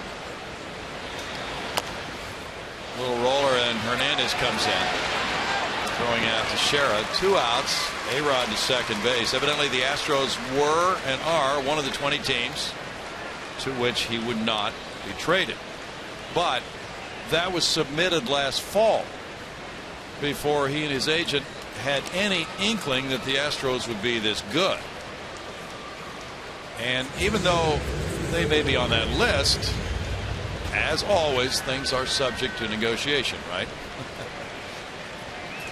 Okay, you get up to 20 teams that you don't have to go to, but he took 21. So I need a lawyer here. Well, the Phillies, his own team, of course, have to be taken out of the mix. So that leaves 29 teams left in baseball. 9 were listed by him and his agent as acceptable for a deal. But those things do change and have changed many times in the past. McCann ripped the grand slam in the first inning, hit a fly ball to right in the second. Infield shifted around. 2-0. And it's not a given that the Phillies would trade Cole Hamels. He's been involved in rumors with several teams. Toronto, the Yankees, the Dodgers. He's from the San Diego area, I believe. There was a rumor a few days ago that he was interested in playing for the Rangers, but not the Astros. And that stirred up a lot of stories, especially on talk radio in Houston, but evidently not a lot to that report. Well, I think the best I've heard about that report was that story may have come out of the Dallas area. Imagine that. Well, that does happen.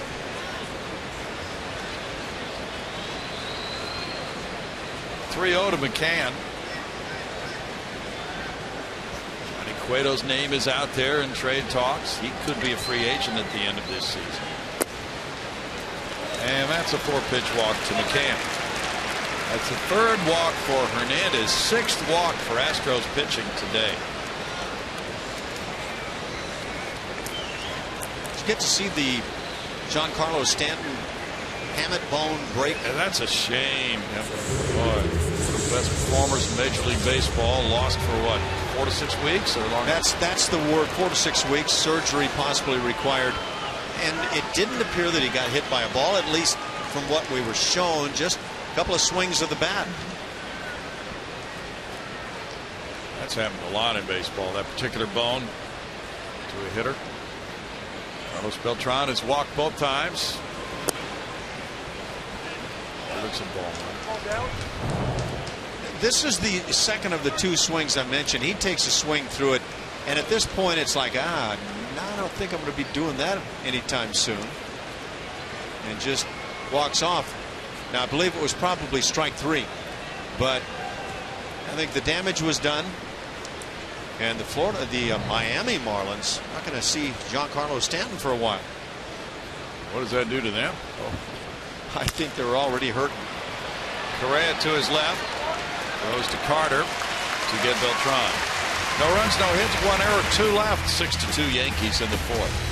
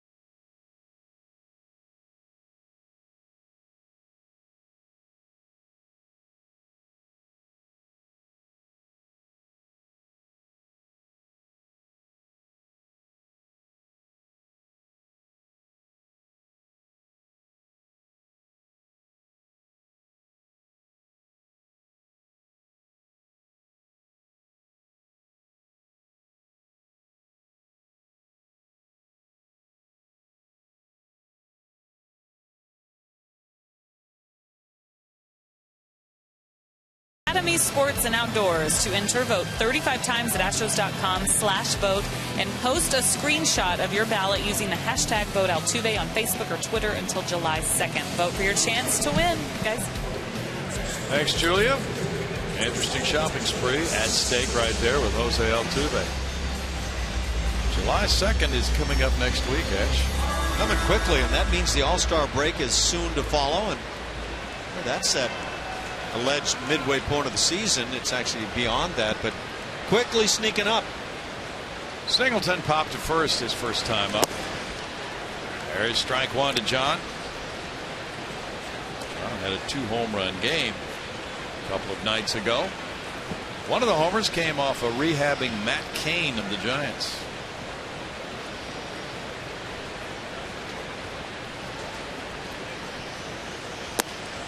That's in tight, and Tim Lincecum of the Giants left the game today.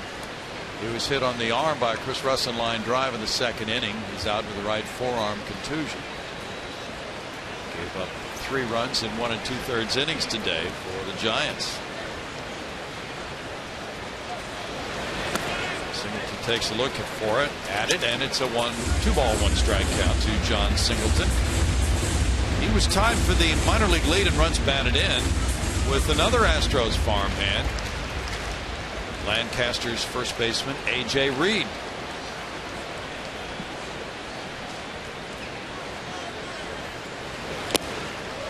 Big cut, and it's 2-2 to John Singleton. His 13 homers and 44 runs batted in last year were the most by an Astros rookie first baseman since Jeff Bagwell. Had 14 homers and 80 runs batted in '91. I think he hit 15 total, so maybe 1 was not as a first baseman, pinch hitter or something. Foul bag. Still 2-2. Singleton was named the PCL Player of the Month in May. He drove in 37 runs in May for Fresno, and that was the most by a AAA player in any month since 2011.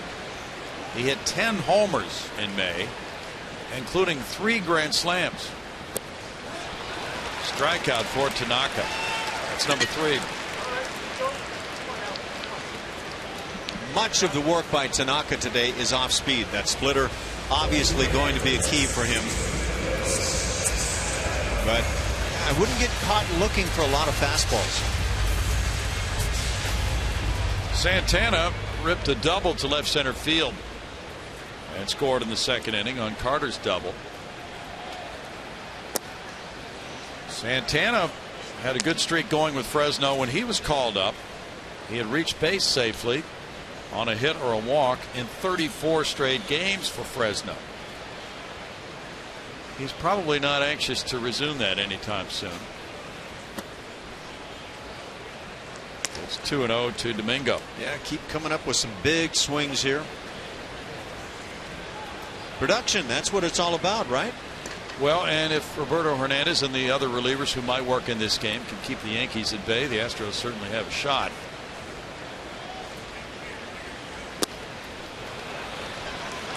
Most of the big comeback games, and you can think of a lot of games in the past, Ash, involve, yes, tremendous hitting when falling behind by scores of 6-0 in the second inning or something like that, but also airtight relief work to give the club a chance to get on the board offensively. Yeah, absolutely. Little tap brings in Teixeira on to first, 2 outs. On the other hand, how many times have you been on the side of the team that took the early big lead, and then by about mid-game started feeling uneasy about the game because the other club was pecking away, scoring some runs? And I assure you that's a feeling that thrives down on the benches. Yeah. And so that's why I think it's always key in the first half of the game to start putting some runs, whether it be one at a time, whatever the case may be. Put them on the board and start applying that tourniquet. So what's the talk on the bench during a game like this if you're behind? A lot of times it's not a talk, but it's a look. And you'll start hearing guys say, come on, let's go, pick it up. And you might have a 6-run lead, but there's that sense that here they come and better watch out. Strike one to Carter, who ripped the RBI double to left center in the second. He then scored on a Springer hit.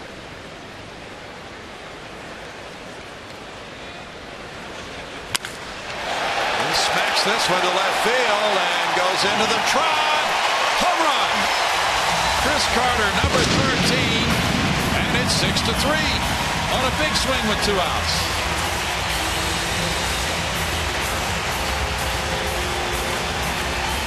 And the lead has been sliced in half. And I assure you there's that sense in the Yankee dugout right now that, come on guys, let's keep swinging the bat. Because these guys aren't going to quit. 37 runs batted in now for Carter, with 2 coming today on 2 extra base hits. And now that's hit number 5 for the Astros, matching the Yankees total. Jason Castro bats. He struck out in the second. Crowded by that fastball and fouls it, strike 1. The Yankees have 2 homers today to give them 101. The Astros, who lead the majors now, have their first of the day. That gives them 108. In fact, it's their first in this series. They hadn't hit a homer since Tuesday in Anaheim. 1 ball, 1 strike. They were on a multi-home run game jog, though. They've hit multiple homers in 9 of their last 13 games. They had 9 in a row, and that was a club record. That drops in for a strike. 1-2 on Castro.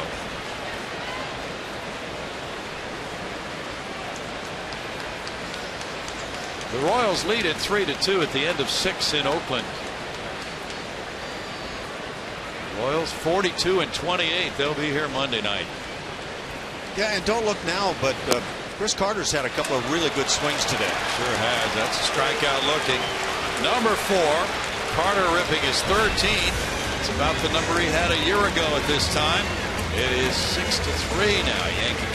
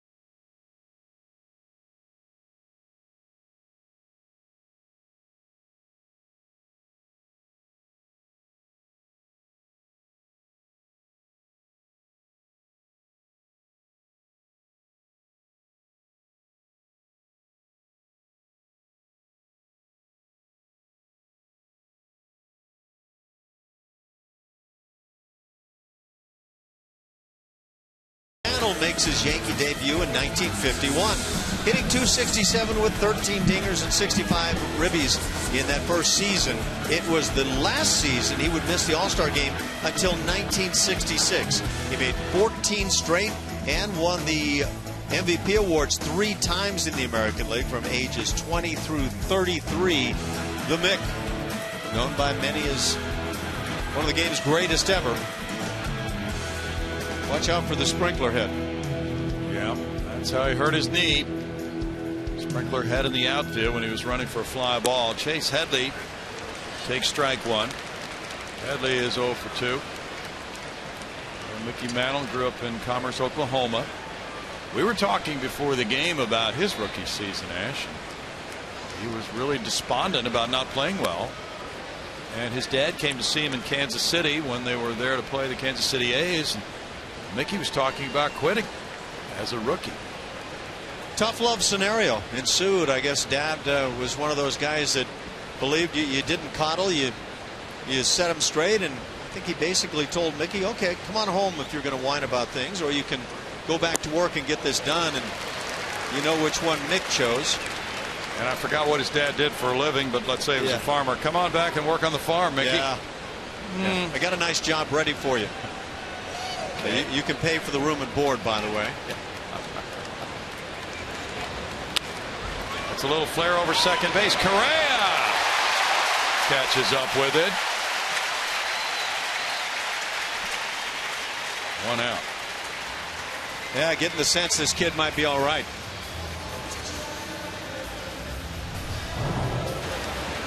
This is one of those plays where there's an angle created, and it makes it a lot easier, but the reaction and ability, and I think you'll always underline ability for Carlos Correa, comes into play. Give him time. I think you're going to be talking about him a long time. You may not need a whole lot of time. Gregorius is 1 for 2. Singled last time up. Strike from Hernandez has done quite a job entering the game in the second inning. Nobody warming up right now for Houston. Astros used 4 relievers last night.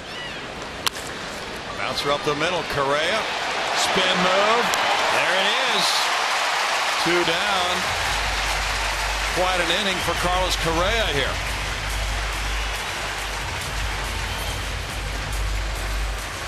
I'll just leave a footnote there. See or listen to previous comments. You know what? And he didn't rush the play. He didn't need to, but you see a lot of guys rush that play. He's got all the senses on playing shortstop or with the batter, whatever the case may be. 2 outs, and it's Pirela with strike 1. Yankees got 4 of their 5 hits off the starter Oberholzer. And McCann hit a first inning grand slam. Chris Young a 2-run homer. Correa again. It's a Correa inning. He put on a show.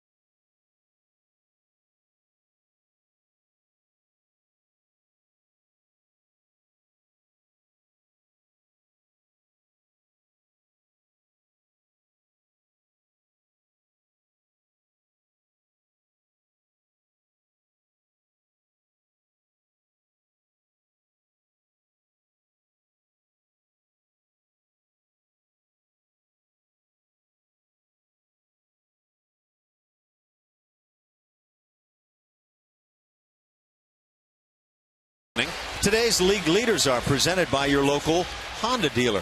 Talking about George Springer and his rank, where he fits in with the 25 ranked right fielders around the major leagues. And you can see he's in that upper third right now.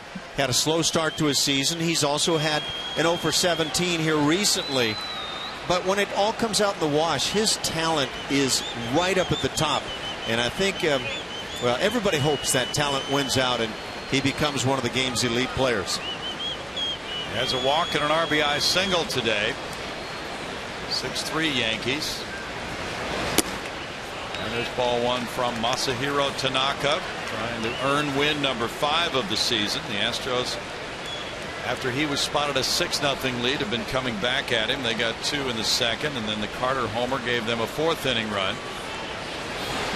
Hoping to do some damage here with the top of the order in the 5th, and it's 2-0 for Tanaka.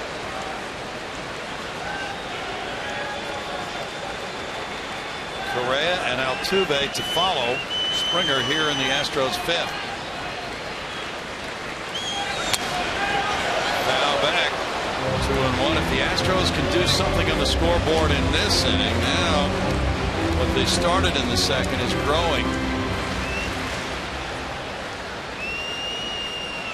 It's a long way. Let's go take some BP, Brownie. You and me tomorrow early. No, thank you.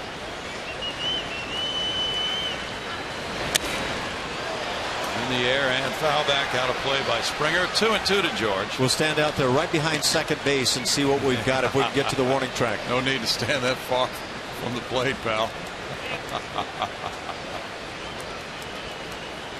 The Royals leading the Athletics in Oakland 3-2. They're in the bottom of the 7th inning.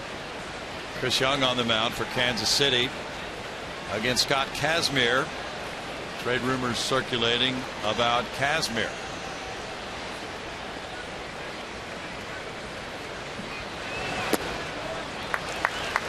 3-2. There's still another month.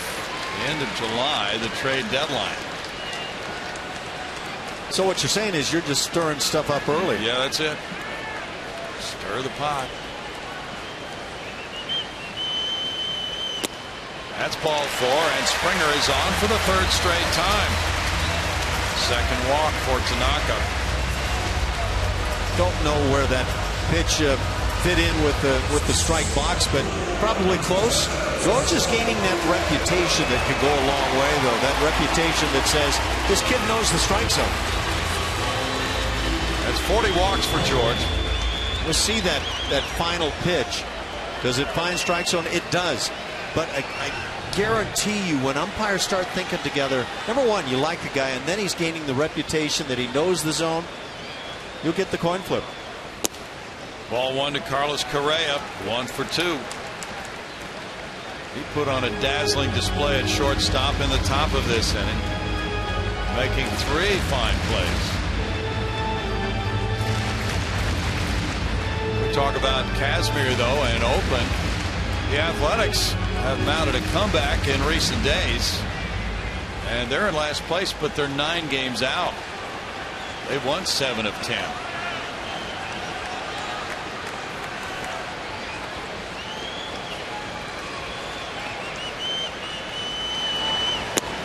Correa looks at it now. 2-0. There's another one of those top of the zone type pitches. Altuve on deck, looking at the Yankee bullpen. There is not anybody throwing at the moment. Closing in on the 90 pitch mark for Tanaka.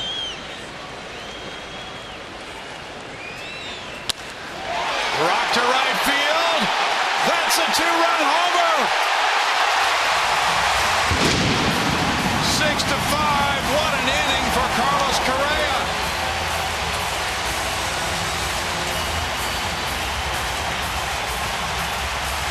Home run number 5 for the exciting rookie. That's 15 runs batted in.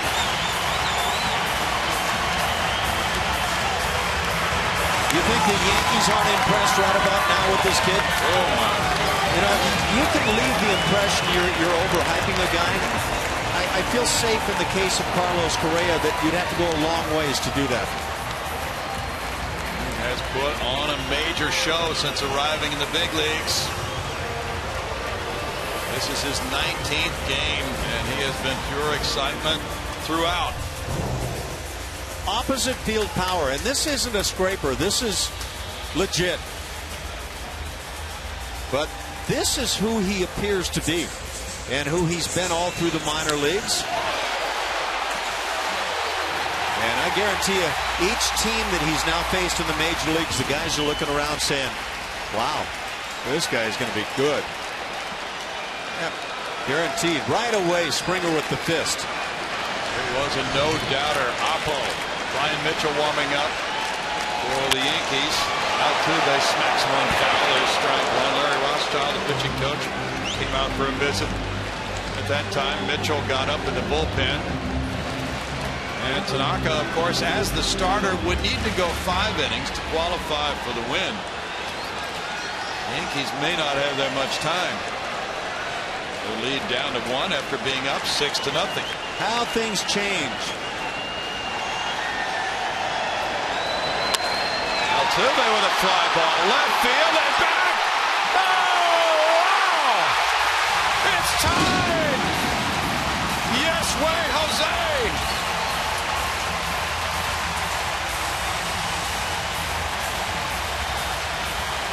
Back-to-back bombs, and it's the 3rd of the day for the Astros. The 5th time they've hit back-to-back home runs, and this place is exploding. I have a feeling around Major League Baseball when you watch the highlights, that will be the only home run accompanied with yes way. And it is so appropriate right now.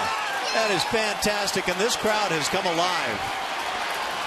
What a game. Now Valbuena. And the lead is gone for the Yankees. It was 6-0 and it's 6-6. Brand new ball game. 5th time the Astros have gone back to back. That's number 6 for Altuve, giving him 30 runs batted in. A 6-game hitting streak for Jose. Valbuena with a grounder. Corella. 1 out. Walk, 2-run homer, solo homer to tie it.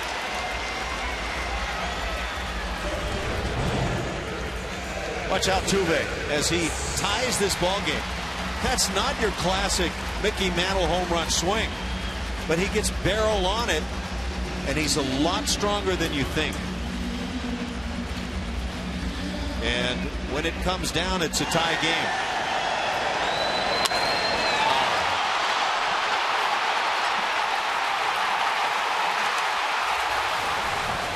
That's kind of cool on the day when the guys are wearing the Yes Way t-shirts. Evan Gattis, flying drive center field. Gardner is able to make the catch. He was fooled on that one. 2 outs. Josh Fields is warming up for Houston. And it's John Singleton batting. With the 3 homers for Houston, the Astros now have hit 110 long balls. This is game number 77. Roberto Hernandez has really given this offense a chance. And now they've responded by tying it. Singleton has popped up and struck out.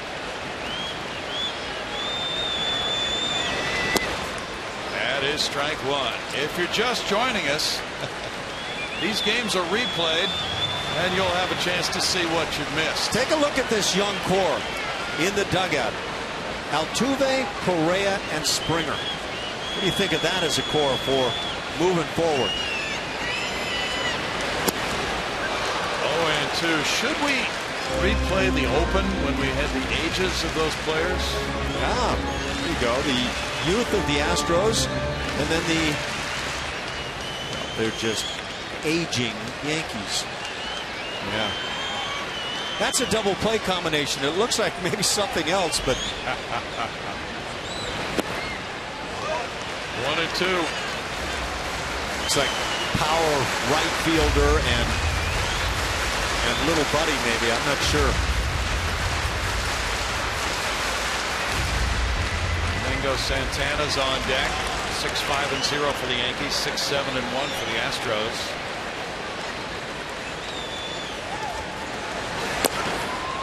It's 2-2. This game now has brought the home runs. And many people who follow statistics closely perhaps are not surprised, but they didn't happen in the first 2 games of this series, not to this extent. A total of 5 long balls today, and we're only in the 5th. It's a show for them.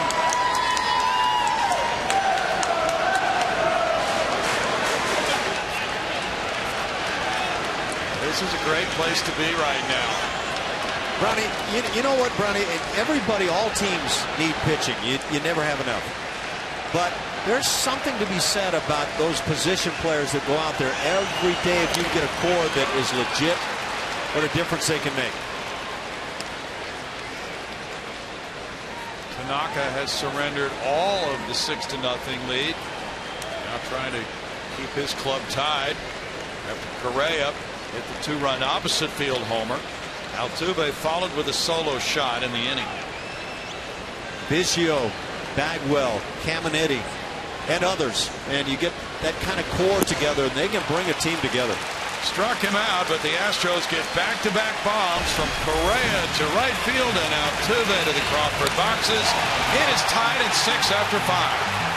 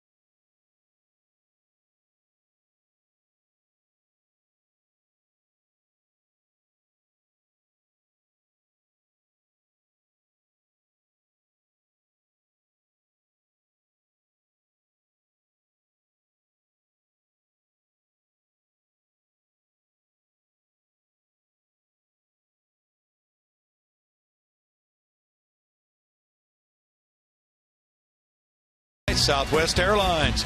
Book your low fare now at southwest.com.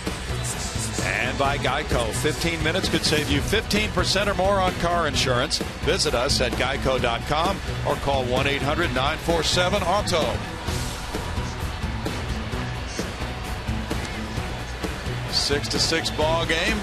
Soothing waters out there. Nothing soothing for the pitching staffs of these two clubs inside Minute Maid Park, where a sellout crowd has watched this game turn back and forth. 6-0 Yankees, 6-6 now as Josh Fields comes in for the 6th. Great stuff. Just punching out major league hitters at a ridiculous rate. And his stuff is legit. Ball 1 to Brett Gardner, who has a pair of doubles, 2 runs scored. He's 2 for 3. Quite a job today by Roberto Hernandez in relief. He enters trailing 6-0 in the 2nd inning with 1 out. He goes 3 2/3 innings, gives up 1 hit, no runs. Fields falls behind Gardner, 2-0. Hernandez walked 3 and fanned 2. If the Astros win this game, he's going to be one of the big stars.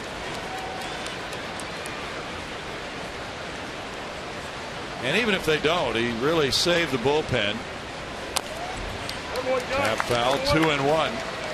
Pitching in back-to-back games. Night game last night, day game today. Hernandez pitching scoreless ball and combining for 5 shutout innings in the 2 games.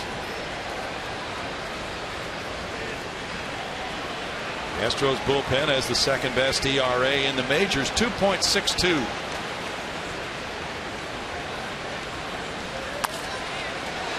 Fouled away, and it's 2-2.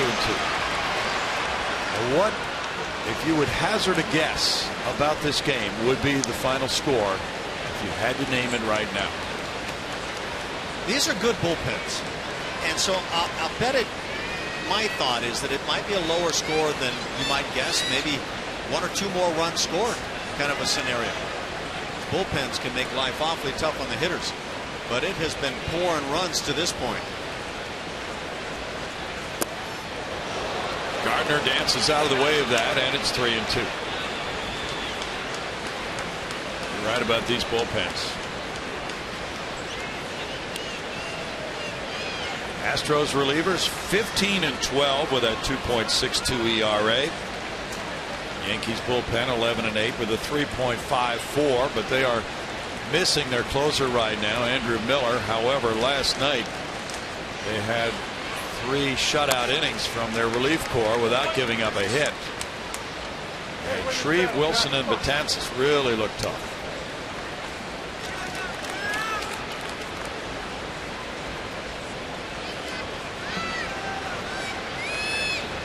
Yeah, it's amazing the change of mindset all of a sudden.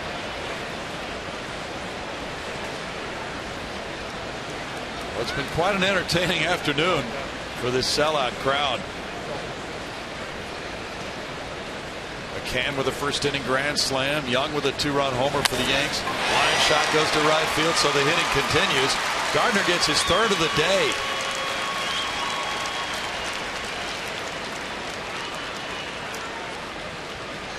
Gardner with 15 steals and 18 tries is aboard for Young. Of course, Jason Castro has been throwing really well, but that fastball, even at 94 miles an hour, gets rammed into right field by Gardner. He's quick on the inside, tends to kind of fall that way anyway, so I'm not sure that he's a guy, at least for the moment, you want to challenge in.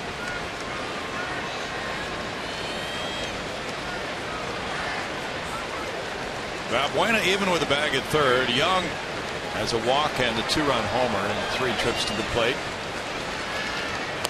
Bunting, he pushes it back to Fields. Fields over to Carter. He didn't even look at second. He was waiting for Carter to get back to first. On the sacrifice, getting Gardner into scoring position. Yeah, I'm going to guess that Chris Young felt like he could come up with a base hit with this bunt, but there's always that other motive to make sure if you don't get the hit, that you move the runner up, and that might be the indication that the Yankees feel this is going to be a tight game now. And the question always is, did a pitcher have a shot at second base? You saw that poor grip on the baseball momentarily, and that'll stop a guy from taking the shot. Alex Rodriguez reached on an error last time. He's walked twice. Ball 1 to A-Rod with Mark Teixeira on deck.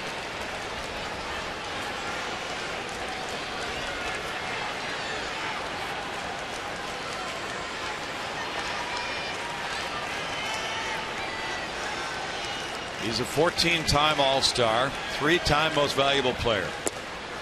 In for a strike, 1-1. First player drafted. That was back in '93 by Seattle. There have been comparisons between a young Alex Rodriguez, who I believe was 18 when he first came to the big leagues. That was in '94, and Carlos Correa.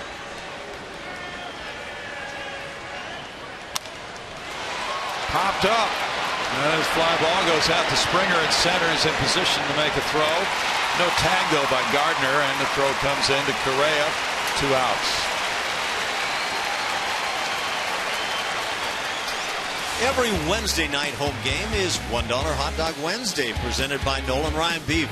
The next Dollar Dog Buffet is this Wednesday. Buffet, I like that.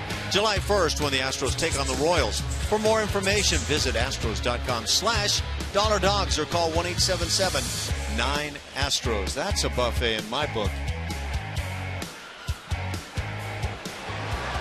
The Royals here on Wednesday, as you mentioned. Mark Teixeira is 0 for 3.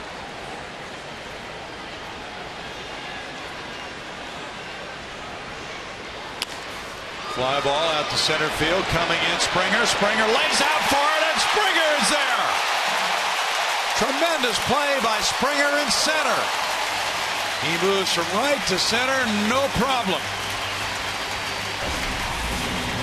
More spectacular catches from Springer, no matter which outfield position he's manning, and it's tied at 6.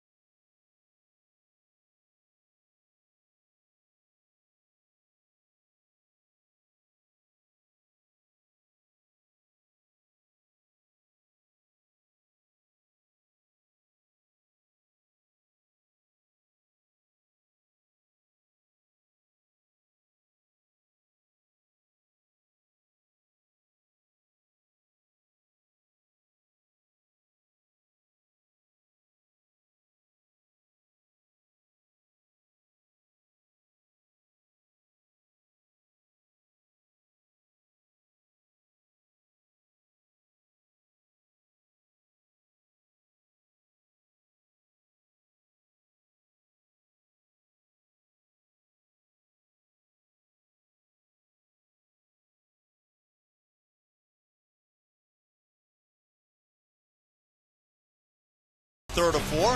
Our AT&T call to the bullpen. Brings on a tall right-hander, Brian Mitchell, just recently recalled from AAA. Third stint now this year with the Yankees in a couple of games. He's 0-1 with a 2.08 ERA. So the Astros, a little different look here than maybe some of the big-time names and arms they've got in the bullpen. He does get it up there in the mid-90s. Domingo Santana faces him. He's 1 for 2. Throwing strike 1 at 95 for Brian Mitchell. Masahiro Tanaka in 5 innings, allowed 7 hits, 6 runs, walked 2, fanned 5. Mitchell's 24 from Pensacola, Florida. He goes to a 1-1 count on Santana with Carter and Castro to follow. Mitchell throws a fastball, a cut fastball, and a curve.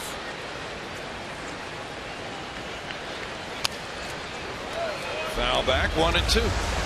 Last year, he had 3 games with the big league club. He also pitched at AA Trenton and AAA Scranton Wilkes-Barre as he climbed that Yankee farm system ladder.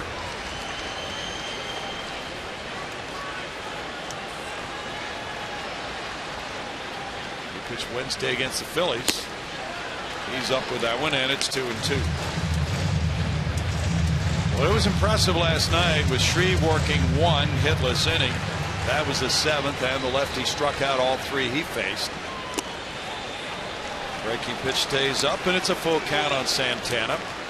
Then Wilson, Justin Wilson, another lefty, got 2 outs in the 8th, and the closer Betances got the final 4 outs in the game. Struck him out, chasing ball 4.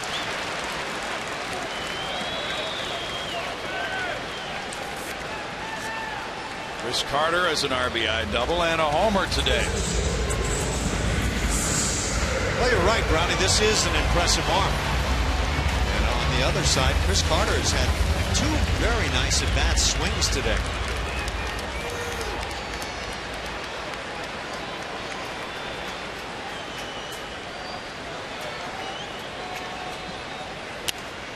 He fouls it for strike 1.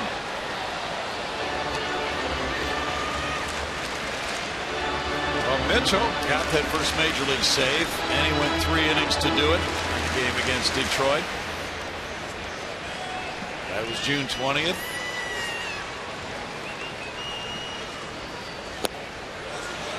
Carter checks the swing. It's a strike.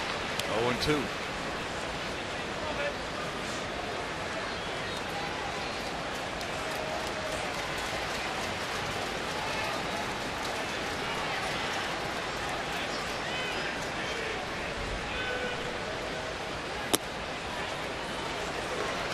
One ball, 2 strikes.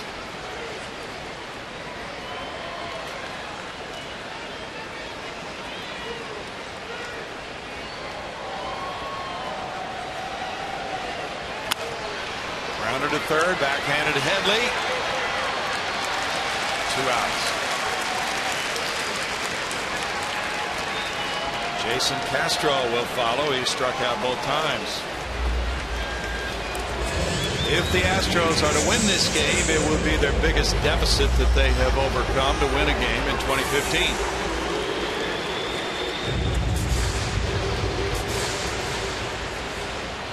They trailed 6-0 after 1.5.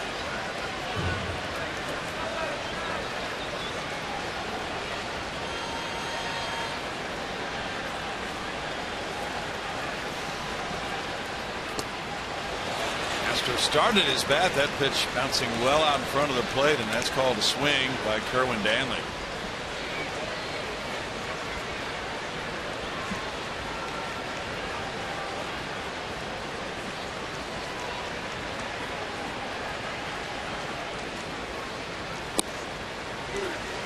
Oh, 2 to Jason.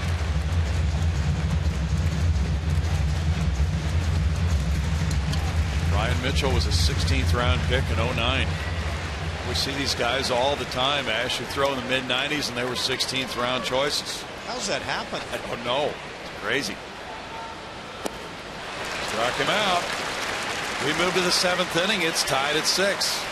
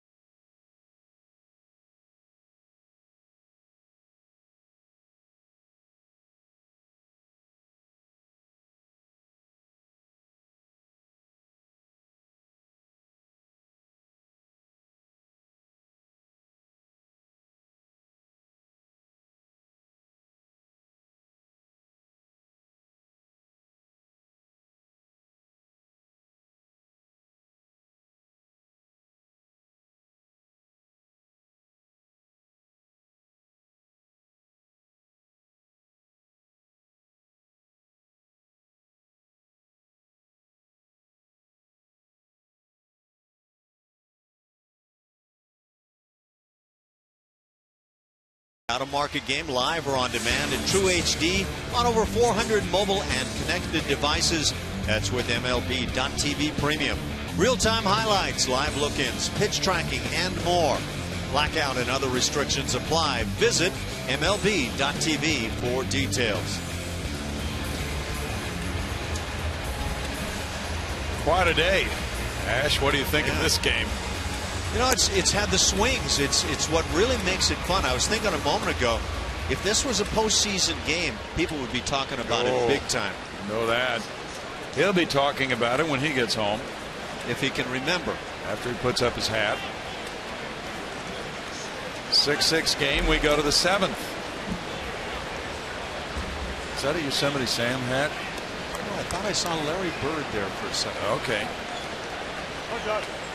He wouldn't be caught in a Yosemite Sam hat. No.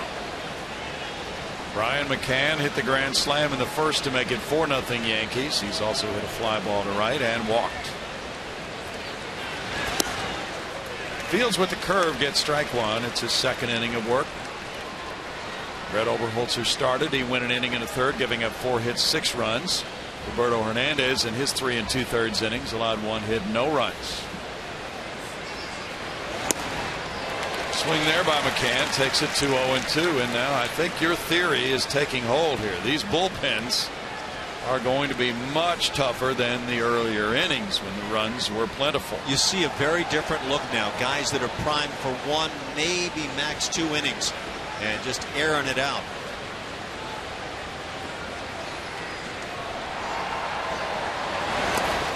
Swing and a miss, and he struck him out. Strikeout number 1 for Fields.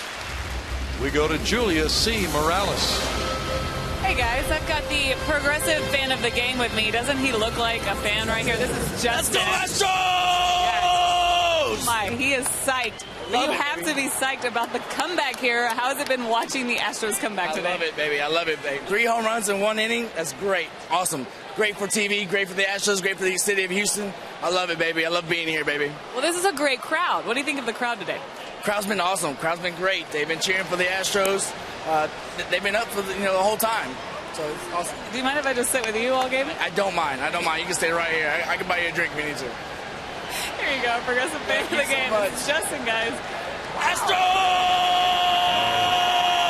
He brought some energy, Julia. He brought some energy. Now a hit batter. As Beltran was nipped by the inside pitch. Well, he doesn't care. By the way, how'd that guy get away from the filming for Alice in Wonderland? No idea, but we're glad he's here. Julia got his card. Beltran hit by the pitch, so he's on for the 3rd time. And now it's Headley. Headley is 0 for 3. If both teams had been warned and we weren't able to find that out, that may have been the case. It appeared to be the case. It still doesn't mean that any time a batter is hit by a pitch, somebody gets thrown out. No, common sense should always be a part of things. I don't know. Did that catch him? Maybe. It sounded pretty definitive. Headley's 0 for 3 and takes strike 1. Okay, you got to watch for change of direction. Yeah, I got him. Man. We got Super Mo on our side.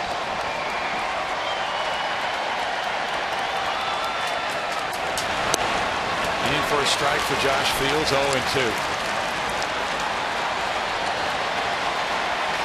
It's been an amazing turnaround in this game. The Yankees appeared to be on their way to a blowout when they led 6-0 in the 2nd inning, and they still only had 1 out in that inning. Since then, they've managed 2 singles, and the bullpen hopes to keep it that way. Top of the order due up in the bottom of the inning.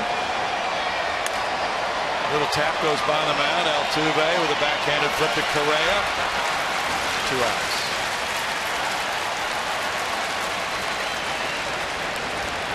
You know, I've seen no dressing plays up for Correa. That, by the way, was a nice play by Altuve to get that lead out. They knew that was all they could get. But no plays where Correa throws the ball when realistically you say he should have hung on to that ball.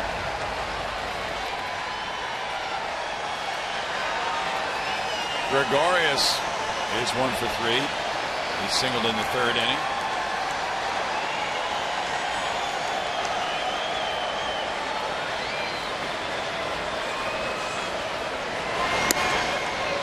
Upstairs, ball 1. Josh Fields in his 2nd inning of work. Has not gone 2 innings in a game since May 5th here against Texas.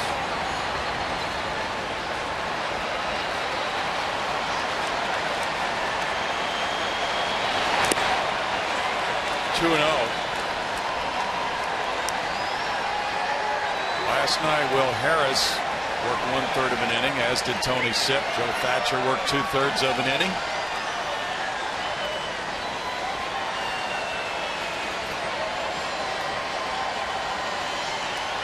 Orbit has some big plans for the Royals series, but we cannot reveal what he's planning to do yet.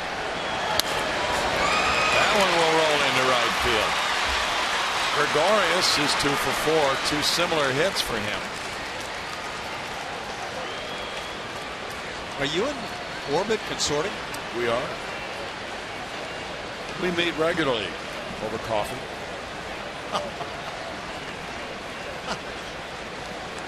Jose Pirela comes up. He's 0 for 3. Orbit likes decaf. I hope somebody takes a photo of that. Garrett Jones comes up to pinch hit for Pirela now. Jones started last night and had 2 hits. He had one in the 7th inning, another one in the 8th, going 2 for 4. As a pinch hitter, he's 2 for 9. Brent Strom is coming out. Quite often when there is a pinch hitter, this will prompt a visit by the pitching coach to go over the strengths and weaknesses of that hitter.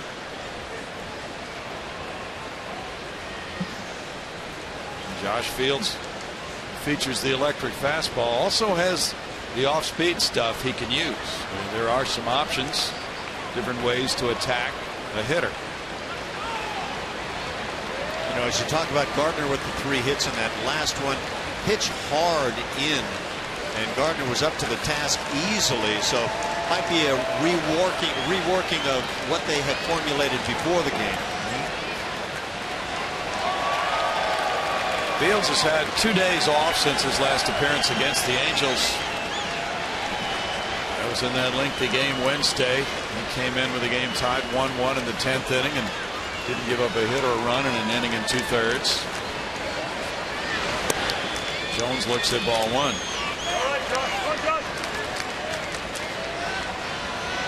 Jones, a part-time player, has had 99 at-bats. 242 average with 4 homers, 13 runs batted in. The official paid attendance is 41,133, a sellout. Strike, 1-1. I did a little jumping ahead. I apologize. Did you? I jumped to Brett Gardner, but there's just enough going on that a lot to think about here. A lot of good stuff. You don't want to jump to a guy with 3 hits. No, I was trying not to. Okay. Josh doesn't want to either. Jones pulls it to Carter. Tossing to Fields. No Gardner in the 7th. No runs, a hit, 2-man left. 7th inning stretch time finds this to be an intriguing 6-6 game.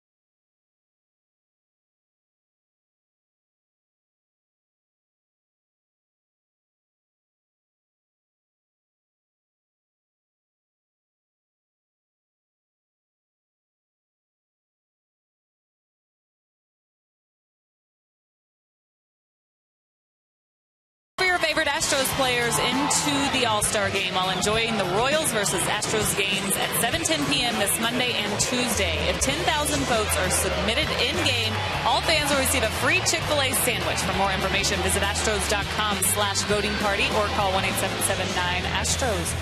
And like Brownie mentioned, Orbit is going to have some special surprises for everyone. But Altuve is the guy that needs the votes. He's up against Omar Infante. Infante has the lead right now. These are the numbers by comparison. This just means Altuve is deserving, guys. Get on your mobile devices and vote. He has hit the game-tying home run in the 5th inning today, and it's 6-6. He'll be due up third with George Springer leading it off. And Brian Mitchell throws ball 1. New second baseman in the game is Stephen Drew. Pirela left for the pinch hitter Garrett Jones.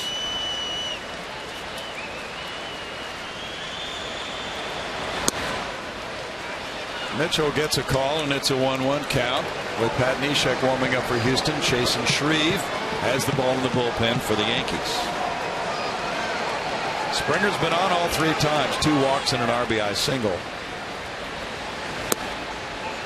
Now 2-1 for George. The Astros are 12-13 in the month of June. They were 15-7 in April. They had a 4-game lead at the end of that month. 2-2. In May they went 16-13, and they were still 4 games ahead at the end of that month. They open play today with a 5-game lead.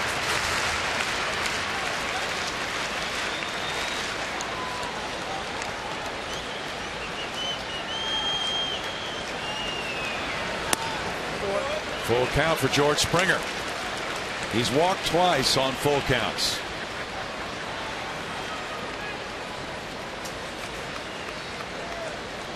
Each club with 7 hits and 6 runs.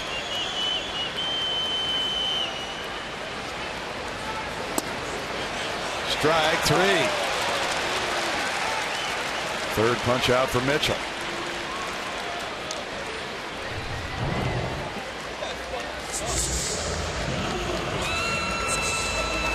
Outstanding pitch, and George had to face some tough pitches in that at bat. Mitchell had 101 strikeouts at 3 different levels of professional ball last year. Correa hit the 2-run homer in the 5th. He also has a single, 2 for 3 in this game. To right field, and that's a liner over Beltran, and it's a double for Correa. Well, he hit an opposite field homer in the 5th. He just shot an oppo double right over the head of Beltran here in the 7th for his 3rd hit. In Carlos Beltran, we're talking about a guy who has been out there to see a few line drives. But this one froze him, and he made the wrong choice. Carlos Correa is different. And I mean, that ball just got over Beltran's head in a hurry. That was amazing. Now, watching Beltran, I thought, well, maybe he's got it sized up. Yeah. And then before you knew it, I think at that point he realized, I'm not even close on this ball. He was fooled by that. What a game for Correa.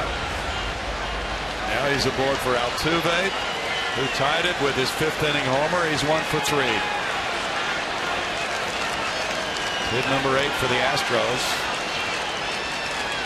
Drew is trying to keep Correa close at second. He's creeping in.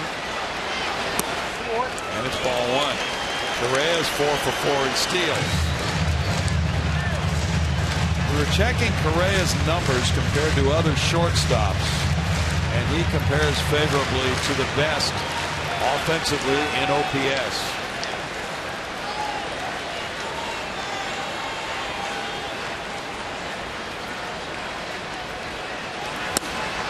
Outside 2-0. Correa began the day with an .821 OPS. He's had a little bit over 90 at bats. The top everyday shortstops in baseball this year, Johnny Peralta with St. Louis has an .851 OPS. Troy Tulowitzki .838. Brandon Crawford .829. After this game, Correa might be better than all of them in OPS. 3-0.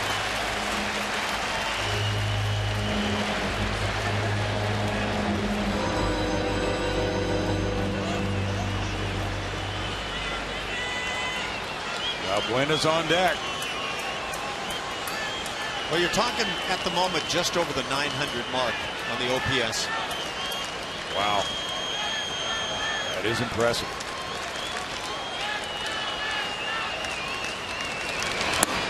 Ball 4. Altuve takes the stroll. Runners at first and second. 1 out for Valbuena. if the Yankees should fail to keep a close watch on these two, you could see a little double steal scenario. Yes. Joe Girardi comes out. He could go lefty on lefty, Shreve on Valbuena here. And that is what he will do. Good job by Mitchell, an inning and a third. Struck out 3. And we have ourselves a dandy today, Ash. It's really going that way. And managers are scratching their heads at the moment. The Astros came back starting with this 4th inning. Carter launches 1. And then it was the 5th inning, defense coming into play. Carlos Correa going back and making that excellent play. How about some ground balls up the middle? A little 360 for your pleasure, out number 2. And he's got one more in the mix for you. Going wide, throwing on the run, and just gorgeous stuff. And then he comes back with a long ball of his own opposite field. One of the 3 knocks on the day. Carlos Correa has been enormous. And get on, boys. Some big shoulders and back. Jose Altuve is the guy that tied the game. A lot of folks wearing his T-shirts. And that's where we stand right now. 6-6 game. This was 6-0 Yankees. No longer. And guess who's having fun at this moment? George Springer's also made some D in this game. Diving play coming straight in. And we've grown so accustomed to watching George do this. But don't take it for granted. This guy is so unusual. Defensively, offensively. Yeah, great stuff. And it's 6-6. The Yankees got the grand slam in the first from McCann. Tanaka wound up blowing the 6-run lead. And the Astros, who are 10 games over 500, have survived over Holzer, allowing 6 and 1 1/3. Correa's gone 3 for 4, including a 2-run homer. And now a chance to grab the lead for the first time. Lefty Chasen Shreve coming in. Altuve has just walked after Correa doubled. There's 1 out.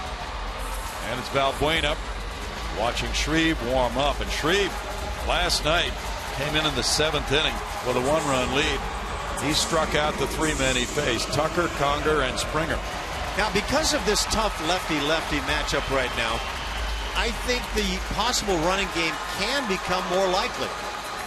Now, yes, there's a wide-open right-hand batter's box from which McCann can shoot right through and throw to third base. It all depends upon the jump, especially by Correa at second base.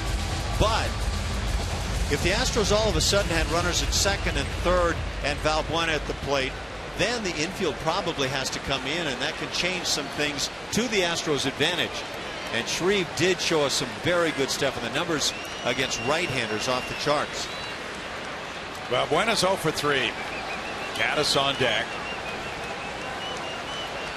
Nobody warming up for the Yankees.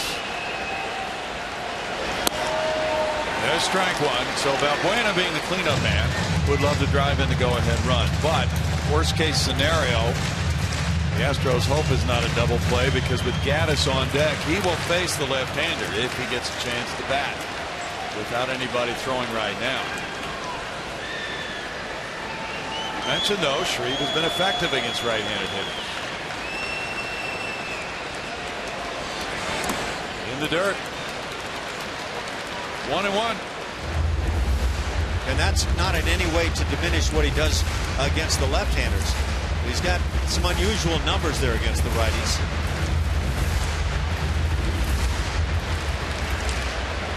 Valbuena with runners in scoring position, hoping to add to that number. He's hit 169 against lefties this year in 83 at-bats, including 5 homers, though.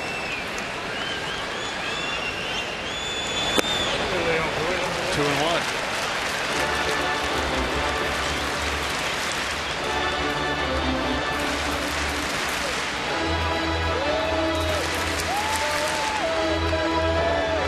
What an entertaining day for 41,133.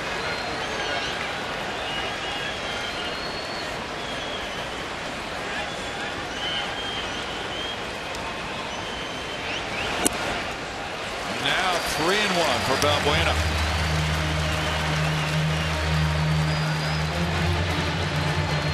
Shreve was an 11th round draft choice of Atlanta in 2010. He's from Las Vegas, went to the College of Southern Nevada.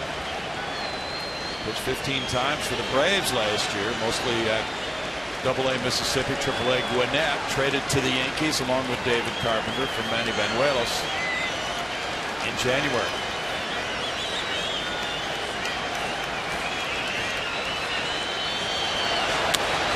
Popped up. McCann. 2 outs. Big out for the Yankees.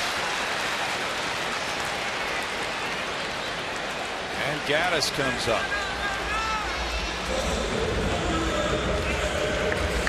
Evan is 0 for 3.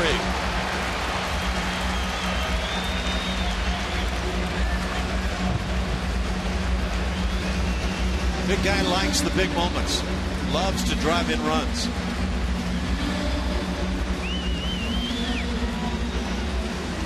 I think that beard grows a little thicker every time he gets a chance. It is a big situation for him here in the 7th. The Astros trying for their first lead of the day.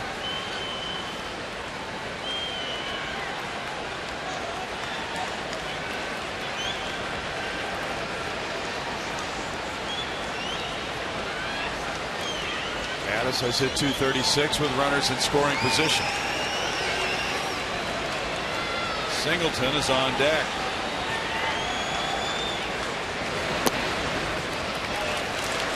Ball 1. A.J. Hinch is always very conscious of trying at least to alternate right and left-handed batters in his lineup. So in this case, Shreve facing the lefty hitting Valbuena.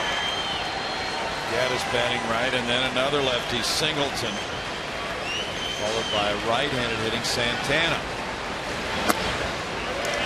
So the opposing manager cannot bring in, we'll say, lefty reliever to face 2 left-handed batters in a row. That's the objective. It doesn't always work out that way. Depends on the composition of the other team's bullpen, too. 2-0. McCann goes out.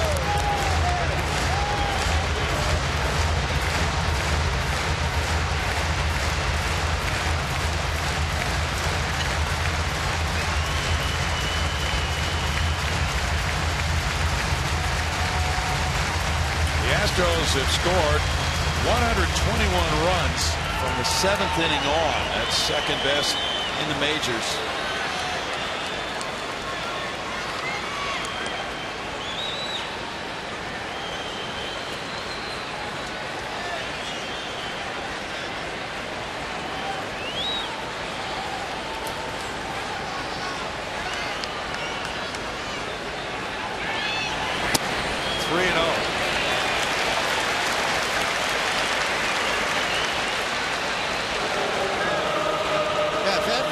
Should reach. And by the way, I don't get this going back out to the mound pitch after pitch. Get your stuff together. Yeah. But with John Singleton waiting on deck, this doesn't set up ideally for him or the Astros.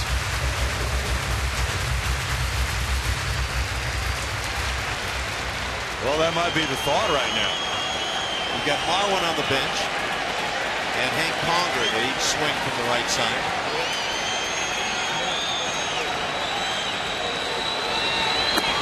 Ball 4, it appeared.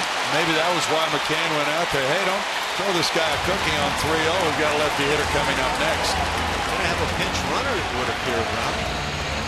I thought, as Tucker comes on as that pinch runner, I thought the focus would be more about the hitter here. Tucker runs for Gaddis. Evan leaving after going 0 for 3 with the walk. Rothschild, the pitching coach, talking it over. Singleton is 0 for 3. Has not gotten the ball out of the infield. A pop to first and 2 strikeouts.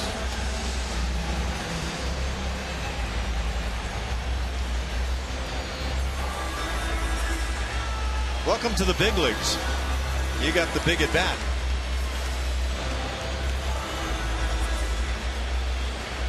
I guess in this case it's welcome back to the big leagues. Give yourself a chance to stay. And did he imagine in spring training it would take this long to get back? The Astros do not have a slam. They take a well-placed single right now from the 23-year-old He was drafted by the Phillies in 09 in the 8th round.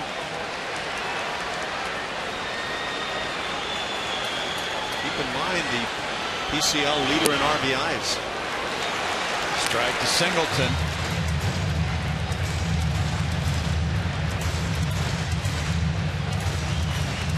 Singleton last year was recalled from AAA Oklahoma City in early June and signed the 5-year contract.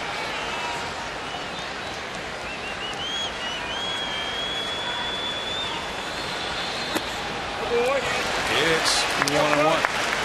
Last year, Singleton walked 50 times for the Astros, even though he hit 168 at the major league level. He had a respectable .335 on base average.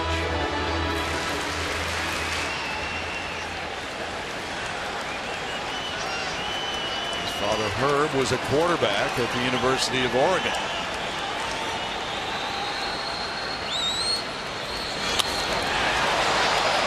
Gets underneath that one, fouls it back, and he showed a little dismay at not being able to handle that pitch. 1-2.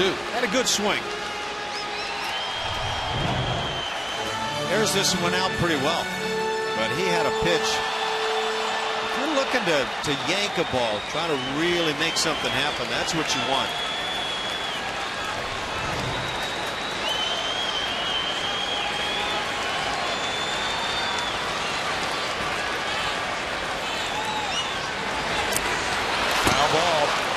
Keeps him alive at a ball and 2 strikes. Singleton admitted when he failed to make the Astros in spring training that there were things he needed to work on, and the move was necessary. Started well in the spring, but then he cooled off the last couple of weeks. He wound up hitting .200 and driving in 4 runs in spring training.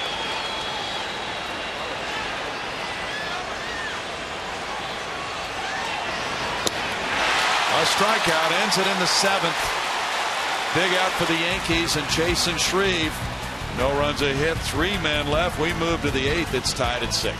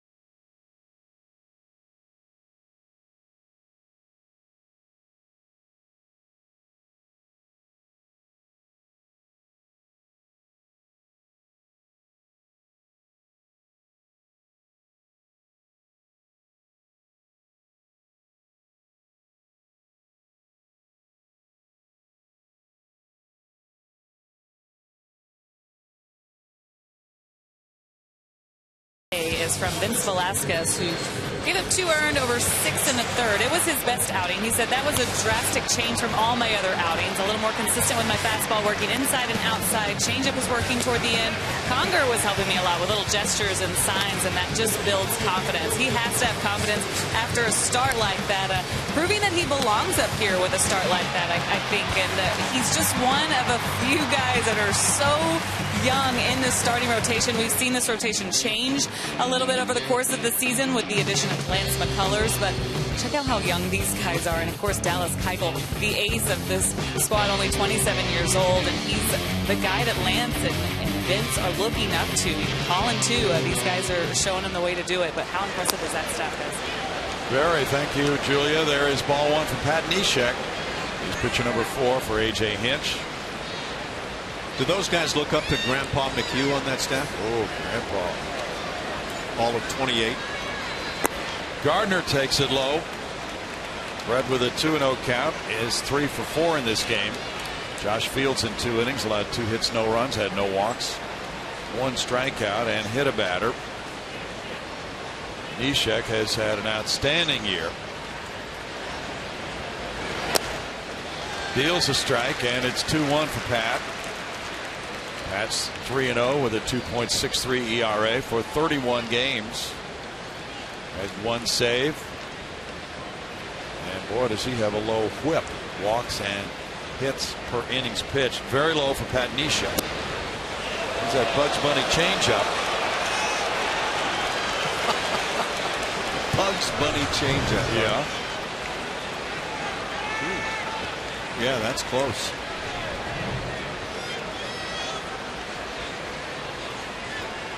That come with the Acme anvil that comes falling out of the sky? Well, after the call, he said, "What's up, Doc?" to home plate umpire Rob Drake, but it's a leadoff walk.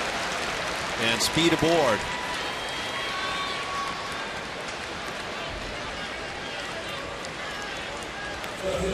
Seven strikeouts, only 3 walks in 27 1/3 innings for Pat Neshek.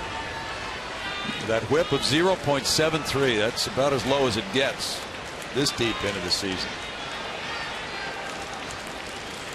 The Astros have 7 walks in this game. That ties their single game high for this year. Young takes, and it's ball 1. He bunted the runner in the 6th inning over to second. Gardner had a 2-run homer. He's 1 for 2 with a walk. Wide open right side of the infield with Carter holding the base runner Gardner, and Altuve over on the shortstop side of second. 1 hopper, Valbuena, and Altuve gets dumped. He got the no, he called him safe. Joe West calls him safe at second, said the throw pulled him off the bag. And now A.J. Hinch is going out. We'll see if Altuve is hurt on the contact from Gardner. You can see exactly what A.J. was saying. Are you saying he was off the base? And so I guess with that, A.J. can go back and check to see if Altuve was on the bag. Can he not? I think so. Well, I don't know if I could see the feet there exactly. Let's see. Looked like he touched it with his right foot. Yeah, there could have been a little tap there. Yep. He certainly wasn't standing on the bag. He crossed over. He changed feet. And Gardner dumped him. Fans are not happy about Gardner's slide coming in high. That would have been the tap, and that would have been the only contact if he made contact there. Well, what's your opinion on that slide from Gardner? Everything cool with you? I don't like feet up. Right. Not at all. We hooked him with the spikes. Yeah, I'm so focused, or I was, on those replays of seeing did Altuve's right big toe area there make contact with the bag. There was a shot from the outfield side that, and see that one, the little Supermo thing there. Is that right foot making contact? Yes. And that would be the question. If he's making contact there, you've got an out. And I don't think Joe West even attempted to say that there was not a catch made. No, and he indicated with his arms that he was pulled off the base. Right. And I think that's all A.J. wanted to know in coming out is, are you calling him for off the bag? Then you go back and you check to see what your folks are seeing. Right. And I think in Joe's defense and any umpire's defense, Ash, he's probably focused on the left foot. No question. He sees that foot is off the base. Give me 1 foot on the bag is what an umpire is probably thinking. And most guys will employ some sort of a tap or a drag. But that was close. Kind of a borderline job. Right here, can we see it?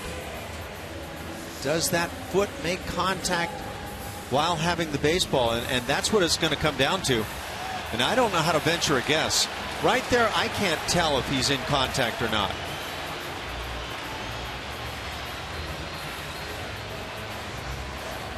You know, I really have to hand it to Joe West there, just as you did. that full speed there, no way you could have been able to tell. Here's a question for you on the neighborhood play, trying to prevent injuries to middle infielders with the runner sliding in as that was. Does he have to maintain contact, or can the umpire give him credit for being close enough and the ability to get out of the runner's way? You know, I have not understood exactly what this new usage of the term neighborhood means in terms of, can umpires call a guy out when you didn't touch the bag? Well, it's been called with middle infielders further away from the base than that. Yeah, there's been an out call on a neighborhood play. I think we need an electronic system where there's a spark from the bag to the shoe of the infielder to tell us if there was contact, right? Well, as you can see, that can lead to a dangerous situation for the middle infielder. Yes, the whole thing is very tough.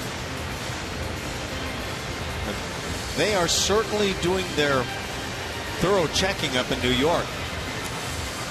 After that long, though, how do you change your opinion? Once you see the best review play, the replay, how do you sit and look at it longer? What I would say is it's not necessary for him to have his foot on the base. He's close enough because of the sliding runner to give it the out call at second because of the neighborhood play, which is commonly called in Major League Baseball. Well, if that's the case, if there is a neighborhood play to help protect these guys, then he was not only in the neighborhood, he was paying rent. Yeah, he was on the front doorstep. But it goes on with New York.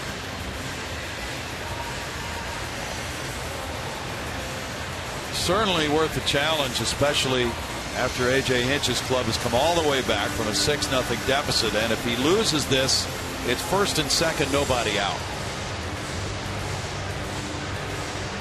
Safe is the call. Surprising. That is surprising. And again, I don't know a whole lot about this neighborhood issue and what they're enabled to call, but he's well within any neighborhood. For me, the question was, did he make contact now? And yeah, I don't like the foot up there and going upward for the base runner. Right. That's no good for me. Well, Altuve is charged with an error, his second of the year. That's a tough error for him. Took 3 minutes and 54 seconds to review it, and now Pat Neshek, after that long delay, faces Alex Rodriguez with runners at first and second and nobody out. Rodriguez 0 for 2 with a pair of walks. That's strike one.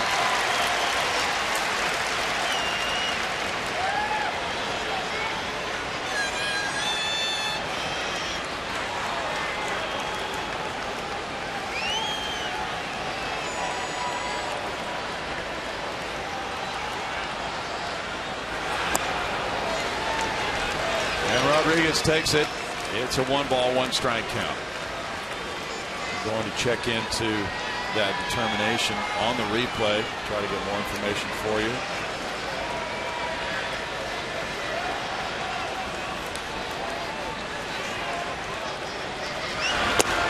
Swing and 1-2.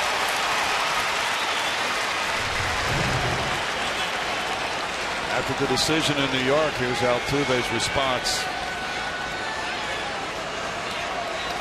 And he is charged with the error. Second error for the Astros today. Inside. 2-2 now to A-Rod with Teixeira on deck. Well, after that call by New York, it's really a jam for Neshek. Gardner walked. Young hit a 1-hopper to third. The Astros did not get an out. In the air, and here's the right fielder Santana. There is one very big out for Pat Neshek. This is a gripping game today. One of the best of the year, Ash. And again, you place this into postseason play, and you've got yourself one that'll live for a long, long time. Very compelling. Mark Teixeira's 0 for 4. McCann on deck. Neshek really up for a challenge here.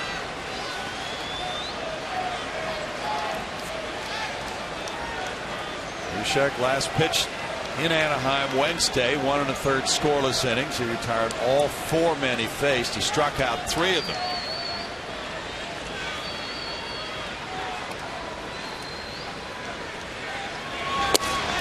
And tight for ball 1. Wow. High strikes have not been called today, and some of the callable corners. Yeah, that one is off the plate, so technically that's a ball. If the Astros lose this one, there will be discussion about the umpiring afterwards. And it's 1-1. The Royals beat the Athletics in Oakland 3-2. Kansas City goes to 43-28. Here's my question. Had that play been called an out by Joe West at second base, and Joe Girardi had chosen to come out and have it reviewed, would it have been turned around? That's a good question. For me, what was difficult was to determine, was there or wasn't there contact made by the right foot? I think it's irrelevant. And see, and that's the point that I'm going to bow out on. But if being in the neighborhood is interpreted and you're looking at a silly millimeter trying to figure out did a foot hit the bag, then clearly you're in the neighborhood as I see it.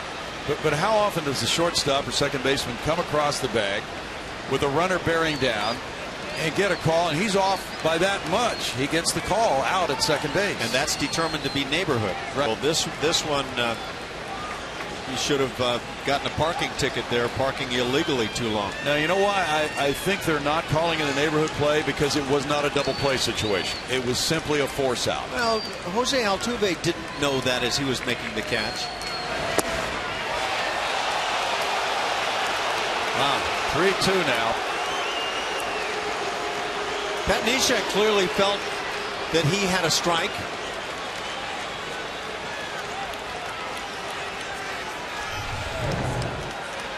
We will see that again for a second time. He missed inside. Big pitch here. And it's hit a long way to left center field. Teixeira hits it off the fence. 2 runs coming to the plate. Correa's throw not in time. And wow. Now the Yankees have an 8-6 lead on a 2-run double by Teixeira.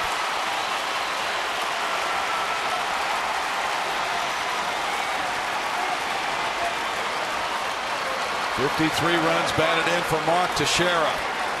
That's his 15th double.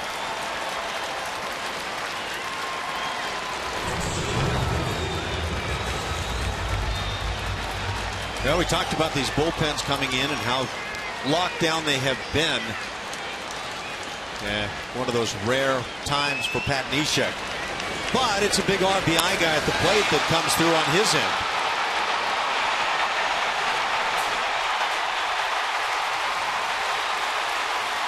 Look at the throw from Correa. A one-hop seed to the plate. Had there been any shot there, that would have been the perfect throw. Springer gets it back in. And now Correa in perfect position, by the way, to take the little hop and immediately throw. And you can't do it better than that at shortstop as the relay man. 0-2 on the foul ball by McCann. Teixeira just got his first hit of the series, and what a great time he chose for that. Hit number 8 for the Yankees. Santana, Carter, and Castro due up in the Astros 8th.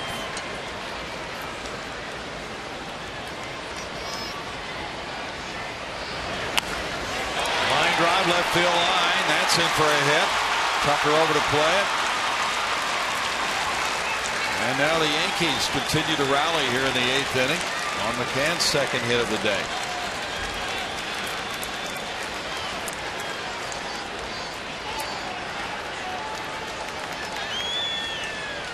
Carlos Beltran, the batter. He's 0 for 1 with 2 walks, and he was hit by a pitch. Brad Neshek has not had a loss this season.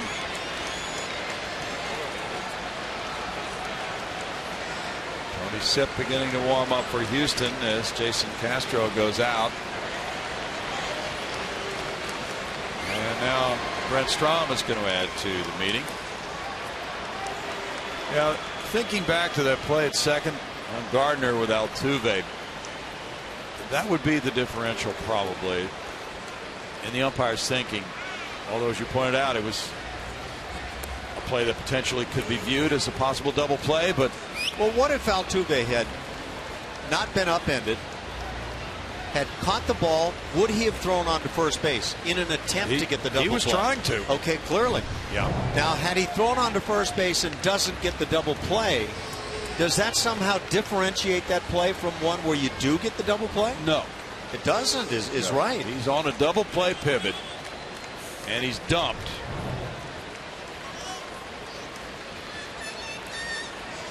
Very interesting. Carlos Beltran. Somewhat questionable slide also by Absolutely. Gardner, as you pointed out. There's a strike. I don't mind the leg going up if you're bent at the knee and you're not throwing cleats at the other guy, but having that foot start above the base and then continuing upward is probably not proper etiquette. No balls, 2 strikes. There is more of that in baseball than any other sport. Improper etiquette? Yeah. Yeah, I think so. You know, and a pinky on your teacup is just never seen. But no, players really have their own unwritten rules. Yeah.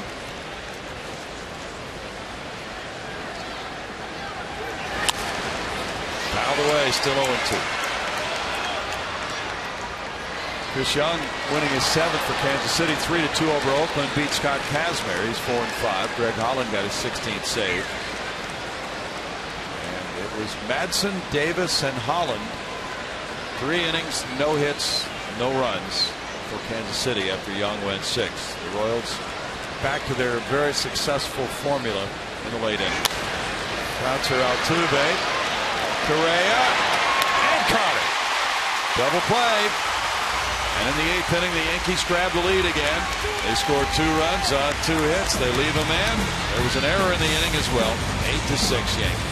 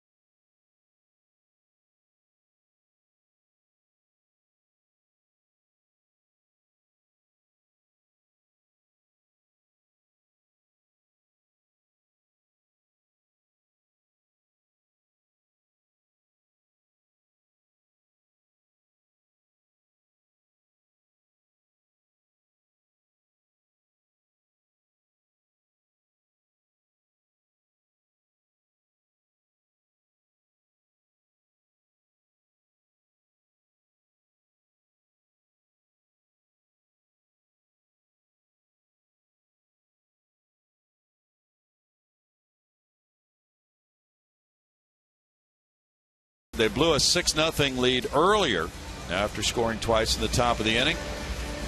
They once again rely on their bullpen to try to hang on with Justin Wilson coming out of that pen to be pitcher number 4. Workhorse, 35th game on the year. Right-handers, again, one of those lefties that's tearing up right-handers for the Yankees. They've got a couple of them. 154, just 216 for left-hand batters. So the assignment is a tough one now for the Houston hitters.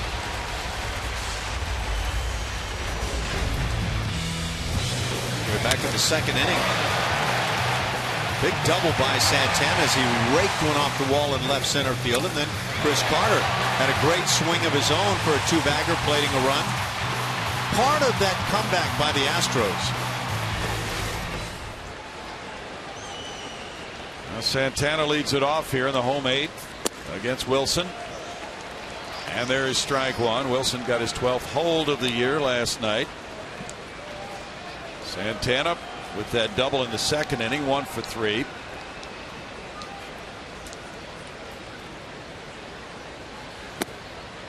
Wilson, the former Pirate, deals, and it's 1-1. Mitchell in an inning and a third allowed 1 hit, no runs. He walked 1, fanned 3. Shreve 2/3 of an inning, no hits, no runs, 1 walk, 1 strikeout.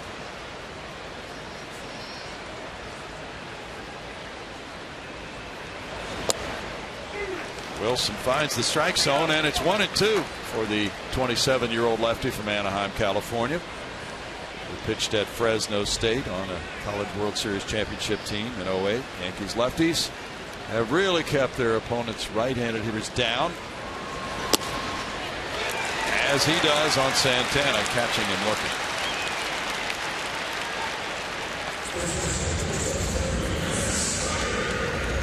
Yeah, the odds go down if you don't get that bat through the zone.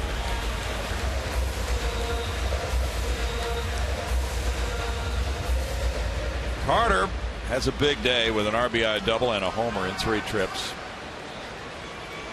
Just checking into that replay review decision a little bit more in the top of the inning. Fly ball right field. Carlos Beltran. 2 outs. And the decision was made solely on whether the replay officials saw Altuve's foot on the base or not, and they could not determine that it was.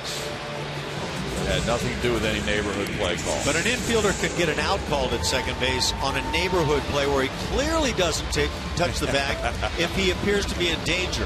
Interesting. I dare somebody to go out there and do what Altuve did and not scream he was in danger. Sure. Castro is 0 for 3 with 3 punch outs. Wilson came in last night, got a couple of key outs, as we mentioned.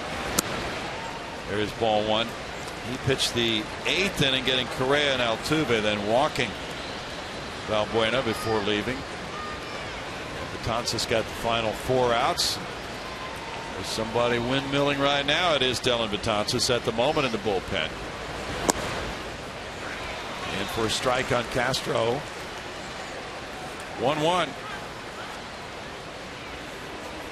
Quite a day here with a sellout crowd of 41,133. First inning grand slam for McCann. Second inning 2-run homer for Chris Young to give the Yankees a 6-0 lead. 1-2. The Astros fought their way back with 2 in the second. A 4th inning Carter homer. Back-to-back homers in the 5th by Correa and Altuve to tie it. But they could not deliver a tie-breaking run in the 7th with the bases loaded. Singleton striking out against Shreve. And the Yankees got 2 in the top of the 8th to grab the 8-6 advantage.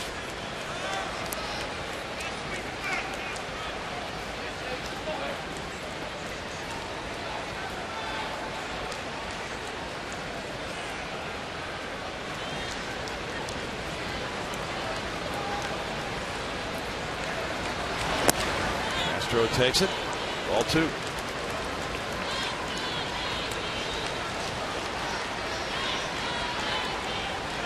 Minnesota won 5-2 at Milwaukee this afternoon.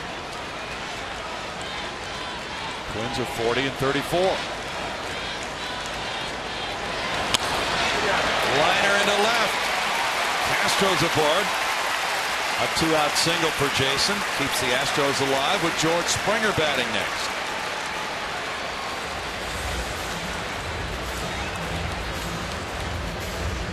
That was kind of one of those salvage hits, but it really becomes more than that now when you can bring that potential tying run to the plate with George Springer swinging it. Good job by Jason. Head down on the baseball.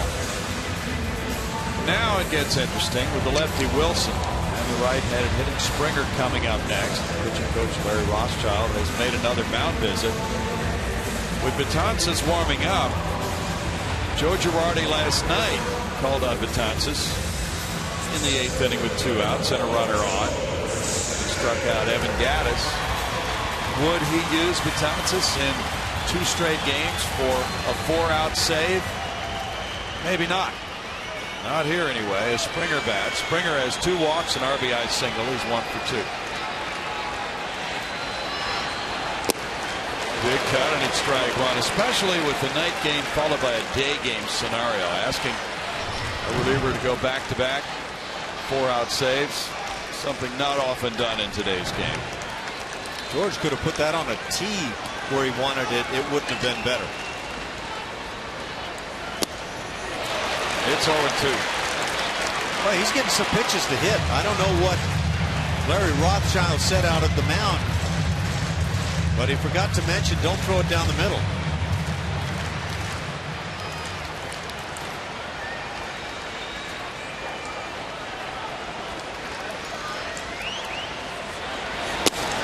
Springer strikes out to end the Astros 8th. No runs, a hit, and a man left. 8-6 Yankees moving to the 9th.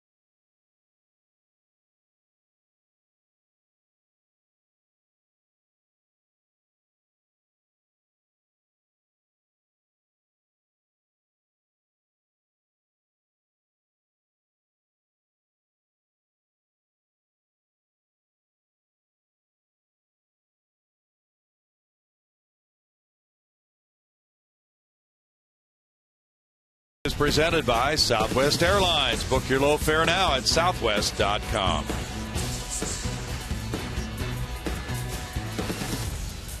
Warm and sultry out there inside. The Yankees lead the Astros 8-6. It was 6-0 New York. It was 6-6. And now Tony Sipp comes in for the 9th inning. He'll be pitcher number 5 for Houston today. Tony's been doing another real nice job. Back-to-back years. 31st game. 2 and 3, that tells you very little. 263 tells you a lot. And the whip, maybe even more. He's kept the runners off base. He's held both righties and lefties down. And he's been even better overall at home than he's been on the road. Chase Headley's first up in the 9th inning. He's 0 for 4.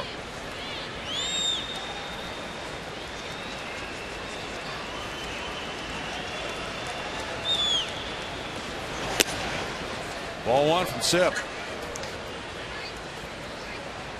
And that Twins 5-2 win at Milwaukee. Kyle Gibson got his 5th win of the year, beating Matt Garza. Garza is 4-10.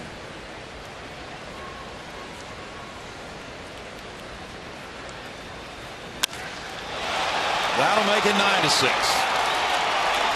A no-doubter by Chase Headley, number 8 of the season. 28 runs batted in for Headley. That's the 3rd Yankee long ball of the day.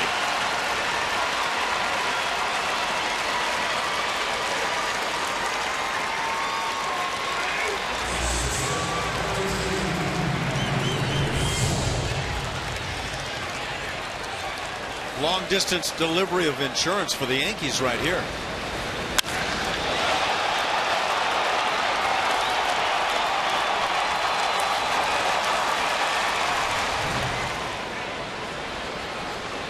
D.D. Gregorius is next. He's 2 for 4.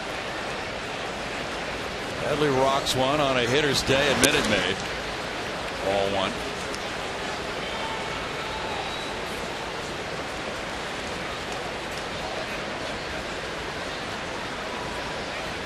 That's the 4th home run surrendered by Sip. He's in his 28th inning. 1 ball, 1 strike.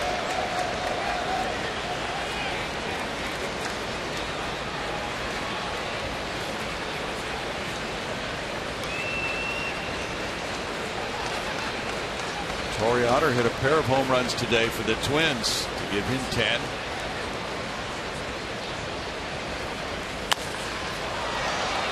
Correa goes out, backpedaling and underneath now.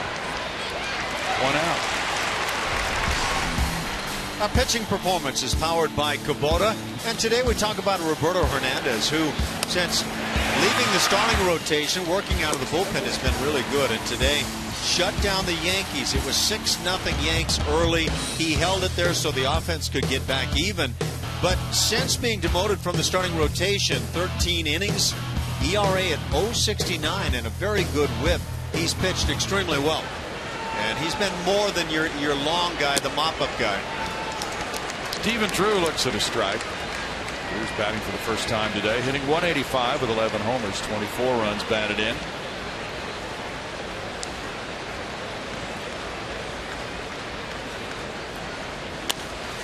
He pops it up. Castro underneath.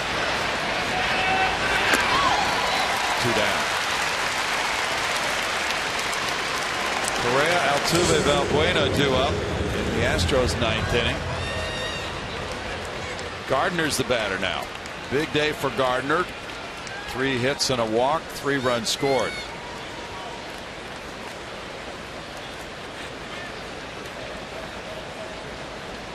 Gardner's from Holly Hill, South Carolina. He went to the College of Charleston.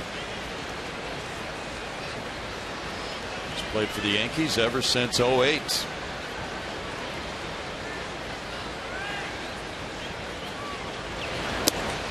There's strike 1 to Brett.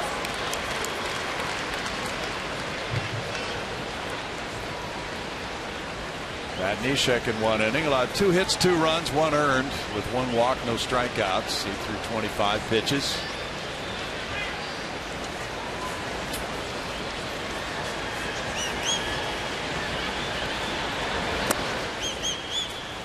It's 1-1. Roberto Hernandez threw 51 pitches today in his 3 2/3 scoreless innings.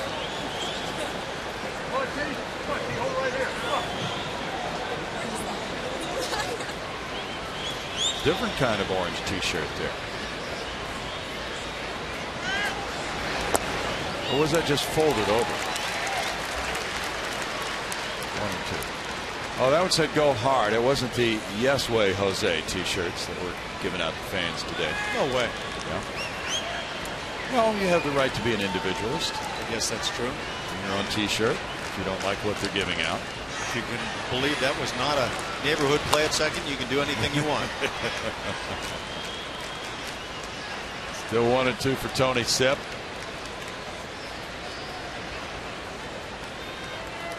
There are so many nuances of this replay review, aren't there? Yeah, apparently. Back, years ago, when you started saying neighborhood play, that was always a negative. That meant the guy left the bag too early and you weren't going to get an out. So when you played, was it common for the shortstop or second baseman to be able to cheat, we'll say, for a step or a portion of the step? There's that Yes Way shirt. The answer is yes. And get the out. Especially with those gifted guys around the bag, they would find ways to slide past there, and the bigger the reputation, the more leeway they got. 3-2. Yeah, the kid comes up from the minor leagues and tries to pull it, and he'll get called on it. But that veteran that's got some gold gloves in his closet, that guy's going to get anything he wants. And there is an art form to making it look like the foot was on the base.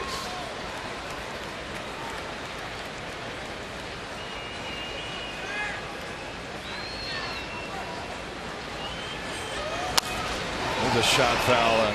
Bill Verdon talked about Bill Mazeroski. His nickname was No Touch because it didn't seem that the runner ever touched him. But he said actually he would stand and straddle second base, take the throw and relay it quickly on to first. He'd let the guy slide right into him. He said he has these big old tree trunks, legs, and he'd take a hit. That was Johnny Bench at the plate. You could hit him with all you wanted. It didn't matter. Yeah. Fly ball near the left field line. And Preston Tucker across the line into foul ground for the third out. And the Headley home run gives the Yankees their 9th run. They lead it 9-6. Correa, Altuve, Valbuena due up in the Houston 9th.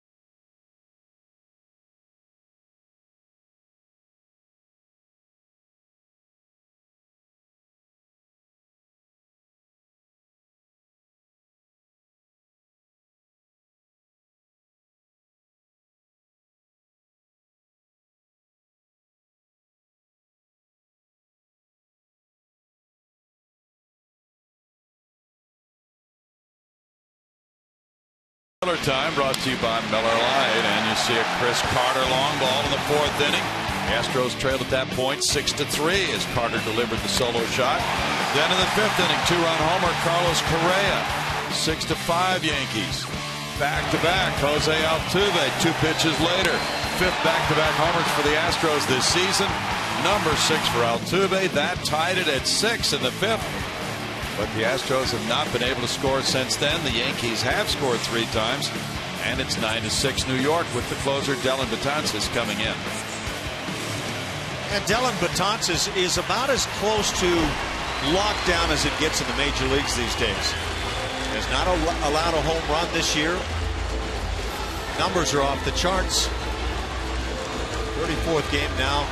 121 earning, 112 opponent's batting average. You go through that whole thing and you say, wow, why even bother against this guys? But the Astros are going to bother and try to bother him a whole bunch. Correa is 3 for 4, including that 2-run homer you just saw.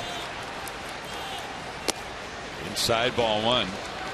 Betances got the final 4 outs of the Yankees' 3-2 win last night, earning his 5th save in 6 tries. 2 Astro rookies have hit for the cycle, Luke Scott and Brandon Barnes. A triple gets Correa the cycle. He fouls it, and it's 1-1. You know, he's not just this wild, free-swinging young player either, yanking balls down the left field side and getting fooled maybe later. He's staying on the baseball and driving it to right field. Betances is 27. He was born in New York, New York. An 8th round pick in 06. 1-2. Last night we featured some breaking stuff, and we were looking for more fastballs. Today he's staying with number 1. Number 1 just came up there at 98. Stay with it then. Yeah, that's tough. And this is less than 24 hours after his previous appearance. 1-2. He has struck out 26 of the last 55 batters he's faced. He has struck out 50 of his last 106 batters faced. And he leads all major league relievers with 61 punch-outs. And remember Brad Lidge and Billy Wagner in their best days, and that's the sort of stuff that this guy's putting up right now. Consus threw 20 pitches in last night's game. And on the breaking pitch, he strikes out Correa, 1 out.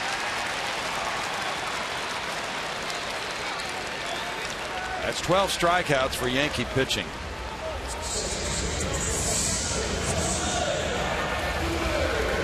Jose Altuve homered in the 5th to tie it at 6. He's 1 for 3 with a walk. Final game of the series tomorrow starts at 1:10. 2 8-game winners square off, Colin McHugh and Michael Pineda.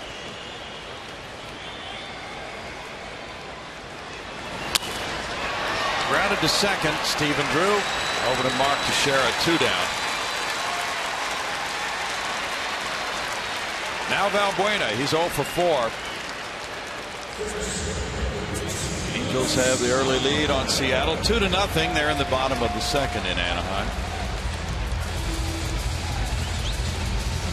The Angels are playing .500 ball. They trail the Astros by 5 coming into play today, and Seattle trails by 8.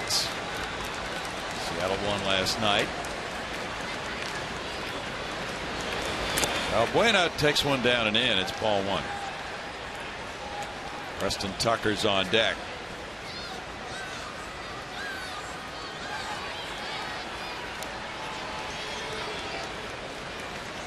Yankees are trying to square their road record at 20-20. It's 2 balls, no strikes. Jay Happ pitching today for Seattle against Garrett Richards of the Angels. Cole Calhoun hit his 7th home run of the season with a man on for the 2-run first for the Angels. 2 balls, 1 strike.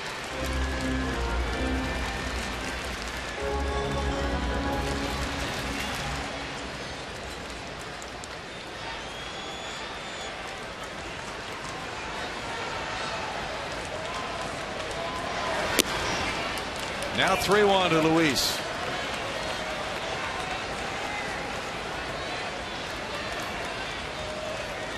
Cubs and Cardinals are underway in St. Louis. No score, top of the 2nd inning. That's been a long-standing rivalry.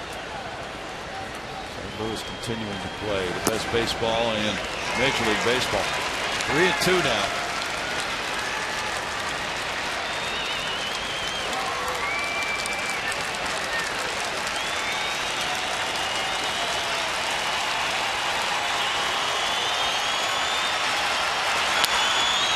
Shot right field corner.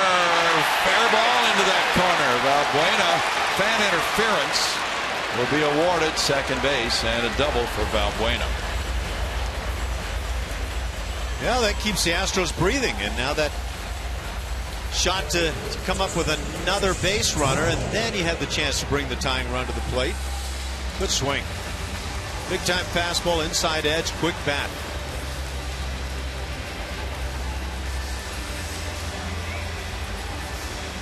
Keep it just fair on the chop.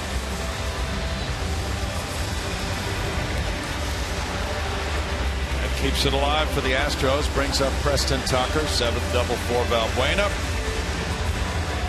Astros have 3 homers, 4 doubles in this game. Tucker went into pinch run for Evan Gattis in the 7th inning. He steps up with a .244 batting average. 4 homers, 16 runs batted in. He's hit 2 pinch homers. Foul ball, strike 1. Preston's had 127 at bats. He is 1 for 7 with an RBI in this series. Had a big hit in the 4-0 win for Dallas Keuchel Thursday. That was the first RBI of the day. Second inning double to left field.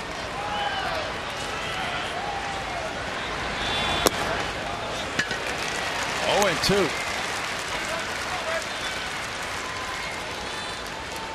The Cincinnati New York Mets game was suspended, tied at 1 after 6 in New York.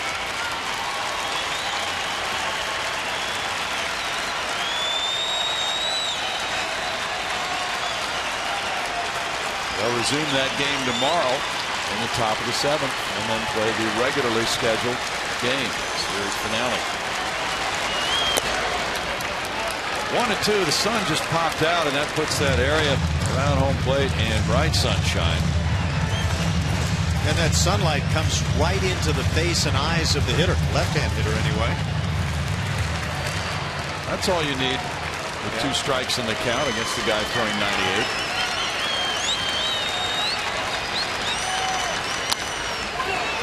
Ground ball to Teixeira, to Betances for the final out. And the Yankees take a 6-0 lead, blow it. 6-6 game. They regroup, get 2.